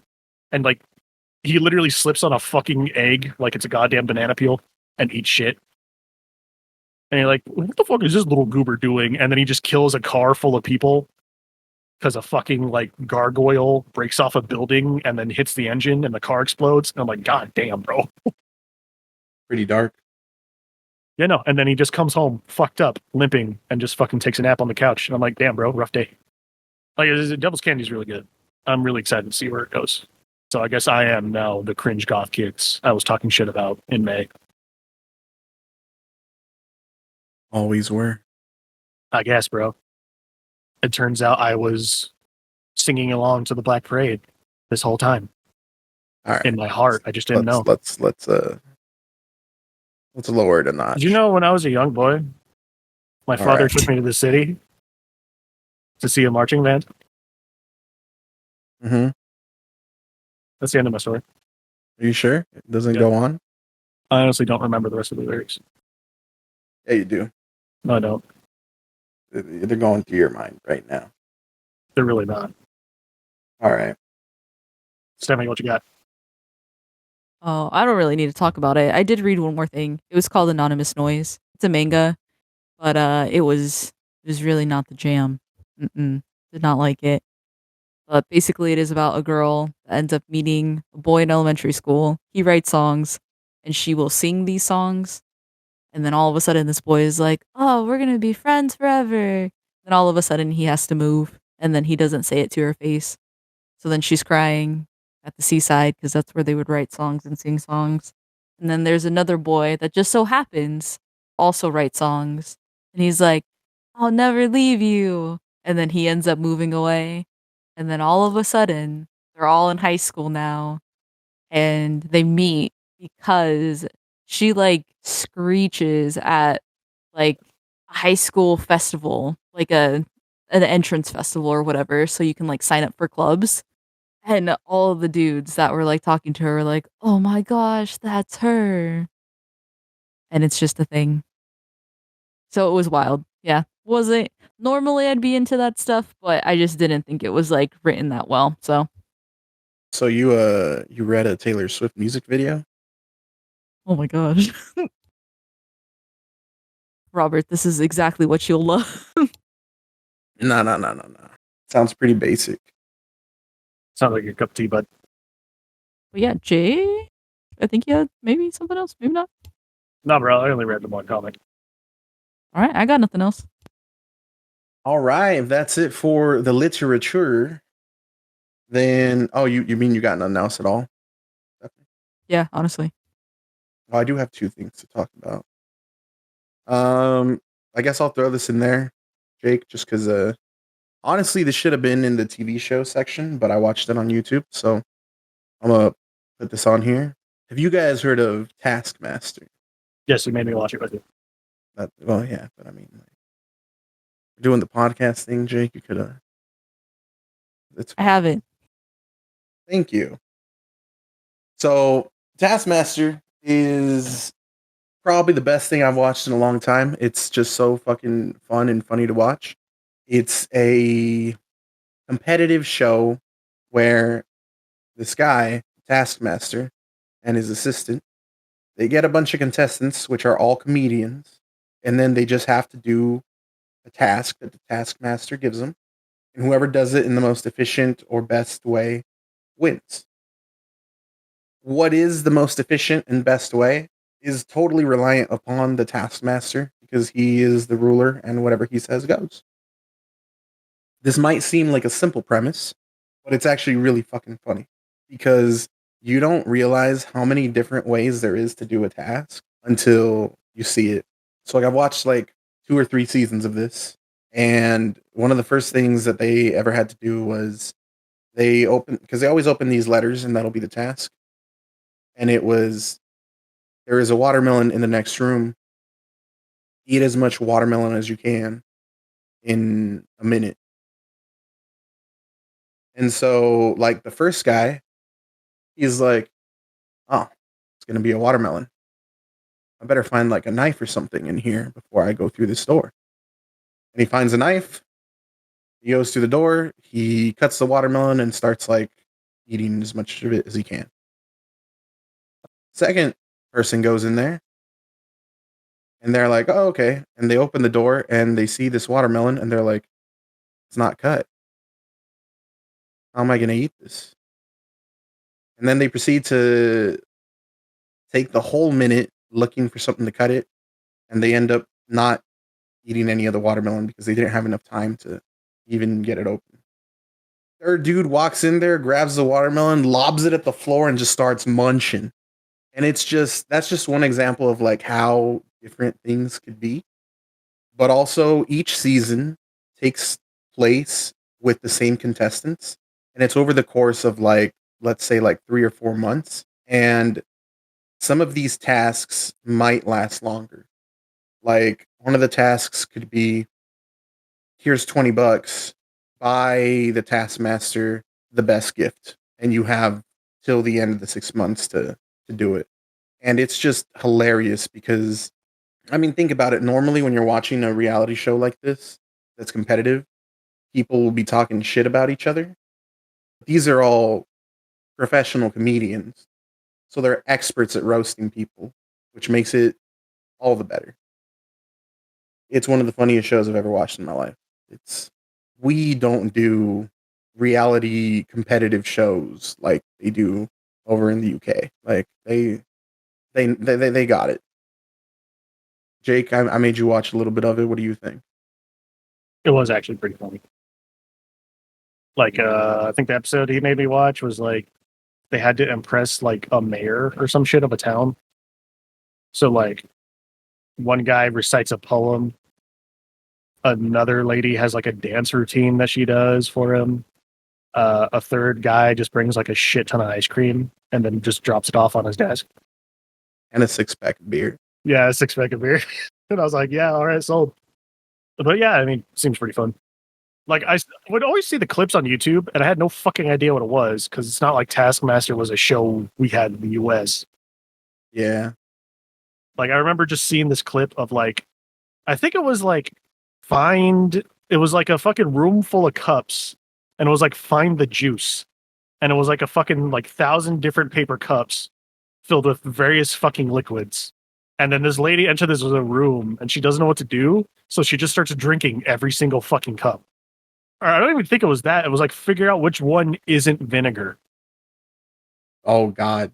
So like, I'm pretty like I don't know how her fucking insides are doing, but I imagine if you just like drank an entire gallon of fucking vinegar, you would not be good. Probably not.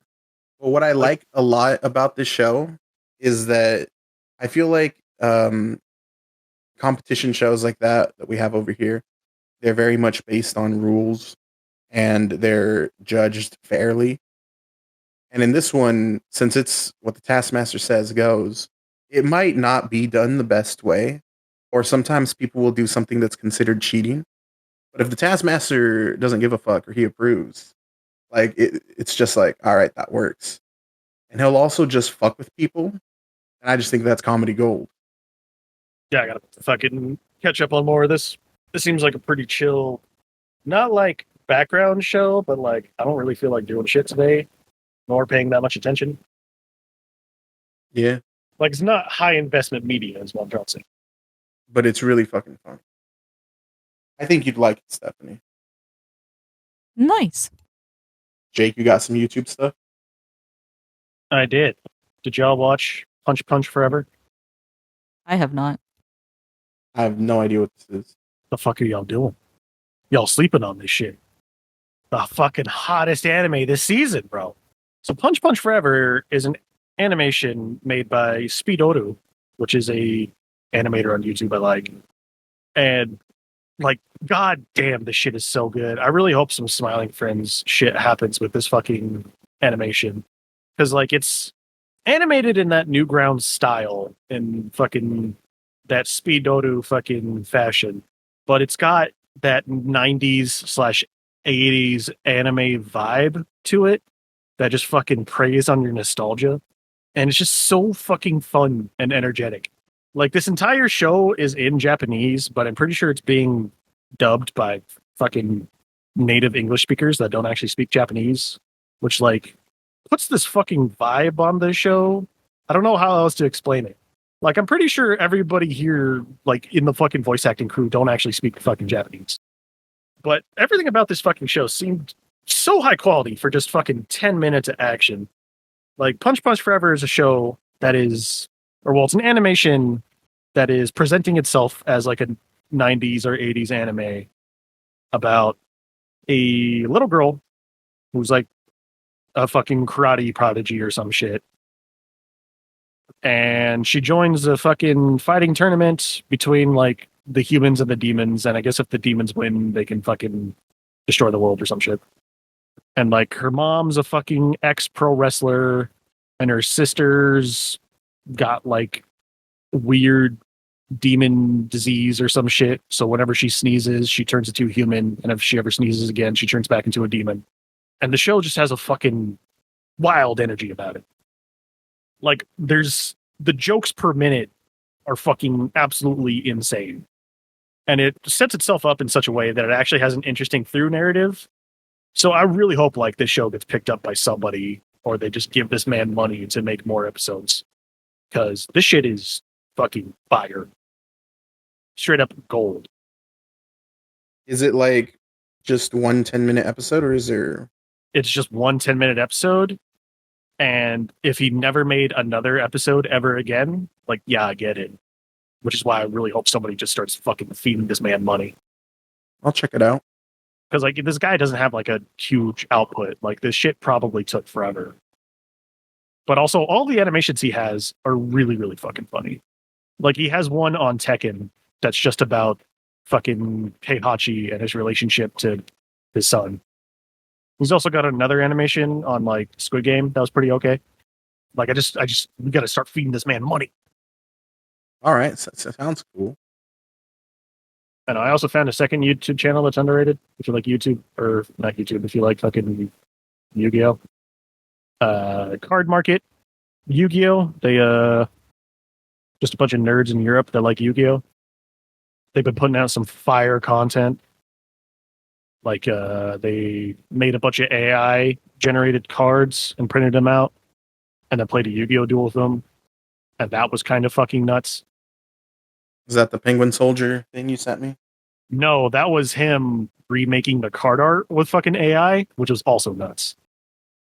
Oh, so you mean they just AI generated cards with random effects and attack points, and then they played with them? Yeah, there's a card that's like, it's a normal monster, but its text is like, when this card is summoned, you can discard this card from your hand to summon this card from your deck. And if so, you could discard one card from your hand to blow up a trap on the field. But it's a normal monster.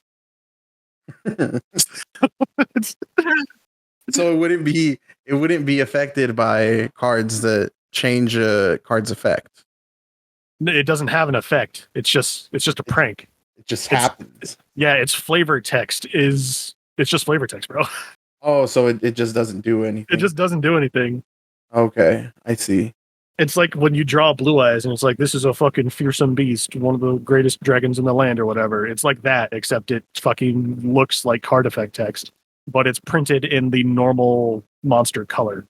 Yeah, there's also like a bunch of just brick cards that like don't do anything, which is also pretty fucking funny because they're like made to work with cards that don't exist because this AI is just shitting out random cards. They also recently just put out a video where like the goal is the first person to lose all their life points wins. So they built these fucking insane decks that exist for just trying to kill themselves. And I watched a man go on like a 10 card combo just so he could reduce himself to like 750 life points. And I was like, damn, that was fucking lit. That sounds like a channel I'd get a lot out of, so I'll check it out. It's honestly really fun. Like, all their videos are pretty fucking fun. I guess they also, like, Card Market has other channels. Like, I guess they have like a Pokemon and a fucking Magic the Gathering channel. So they had one of the Magic the Gathering guys come on and like referee one of their Yu-Gi-Oh! Duels. And I guess the premise is he could just make up rules as they're playing to fuck with the game if he gets bored because he doesn't understand what's happening. So like there's a point in time where he just threw a Moki Moki in between their two fucking decks. And he's like, whoever attacks this monster first gets 5,000 life points or whatever. And then it was like in the middle of somebody's main phase, and he's just like, okay, well, I guess I'm just gonna attack that Moki Moki and get my 5,000 life points. And their opponent was just like, cool, no doubt. That sounds really fun, like a really fun thing to do. Stephanie, did you play like Yu-Gi-Oh, like the actual card game when you were younger? No, I didn't. So you don't know how it works? No. See, that would be fun, Jake, if like we're just dueling and Stephanie could just at any moment in time be like, yeah, that card's destroyed. And we're like, what? And she's like, yeah, I don't like that card. Get it out of there. Yep. Like that could be a fun thing to do. Yeah, like he also built their decks for them. Like he did a draft for them for their decks. So he would do like Yu-Gi-Oh trivia, and then he would just grab cards he thought were neat, and he's like, hey, if you know this random Yu-Gi-Oh trivia, I'll give you these 3 cards. And then it would just be like the most rare shit in the fucking game. But he would ask like the most fucking obtuse question that he doesn't even know the answer to. How many buttons are visible on Joey Wheeler's shirt? Is Joey Wheeler's dad still canonically an alcoholic in the fucking English dub? That's wild. It's a very fun channel. I've got a lot of value out of it. Okay. All right, boys. Well, it looks like we each just have one last thing to talk about, except for Stephanie. I think she's done, right? Oh, wait, what? I didn't hear you. Oh, I said you don't have anything else, do you? No, I don't. Okay, so she's done. We each just have one thing to go, Jake. All right, run your thing and I'll run my thing. I'll make this quick.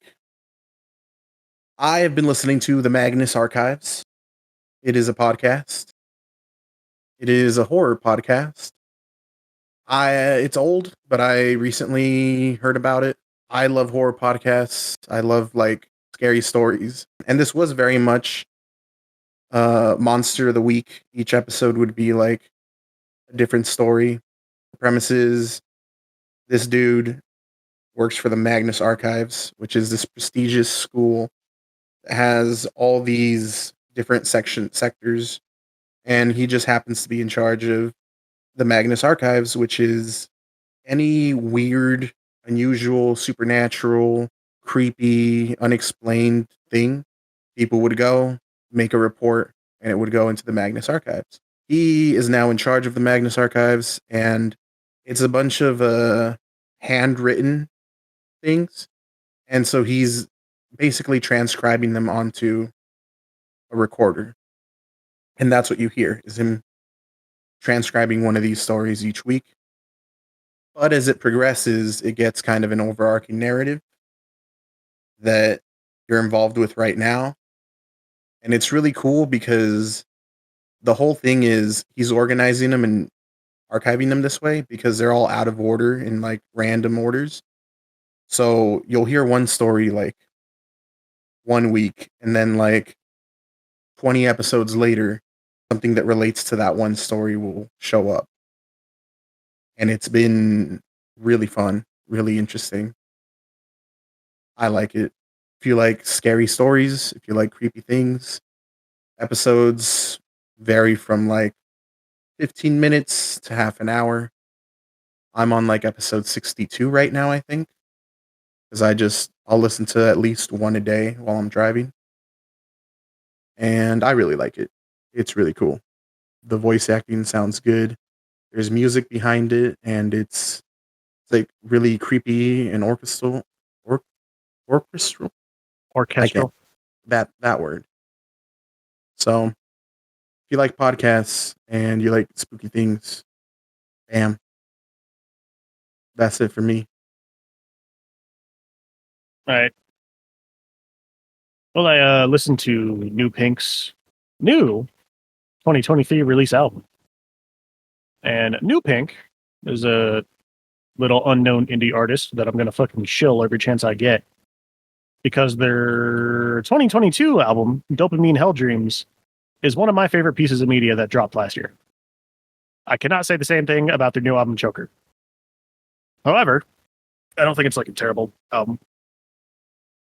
Like, God, how the fuck do I describe this genre of music? It's like, I think it's technically breakcore, but like Choker is like a weird fucking sludge metal album with breakcore and electronic influence. Like the first time I listened to this fucking album, I fucking hated it. But I think I was just like not prepared for what I was gonna listen to. Like the first song of the album, Drink Cyanide in the Moonlight, that fucking song went real hard, and I was real excited for the rest of the fucking album. And the first time I listened to the album, I was like, damn, the first song of the album was literally the best song of the album. Fuck me. But it's grown on me after I've listened to it a couple more times. Like there's some bangers in there. Like Skin Misery in Excess and Never Swim in Lakes. Those are two fucking bops. Those song titles, So I don't know if you just need something to fucking thrash to that's weird and different, there you go. If you're looking for something that's a little more breakcore-y and a little more punk influenced rather than, I don't know, the weird sludge thrash metal thing that Choker has going on. Last year's album, Dopamine Helldreams, fucking slaps. That shit goes hard. One of my new favorite albums of all time. That's it. That's all I want to talk about. Go check out New Pink's music. All right. Well, I guess we've made it through another episode, and hopefully we only had a hiatus 1 month, and we'll be back next month. Hopefully. Now it's my turn to get sick for a month. Oh my gosh. And that's the episode. We'll see you guys next time. Bye. See ya.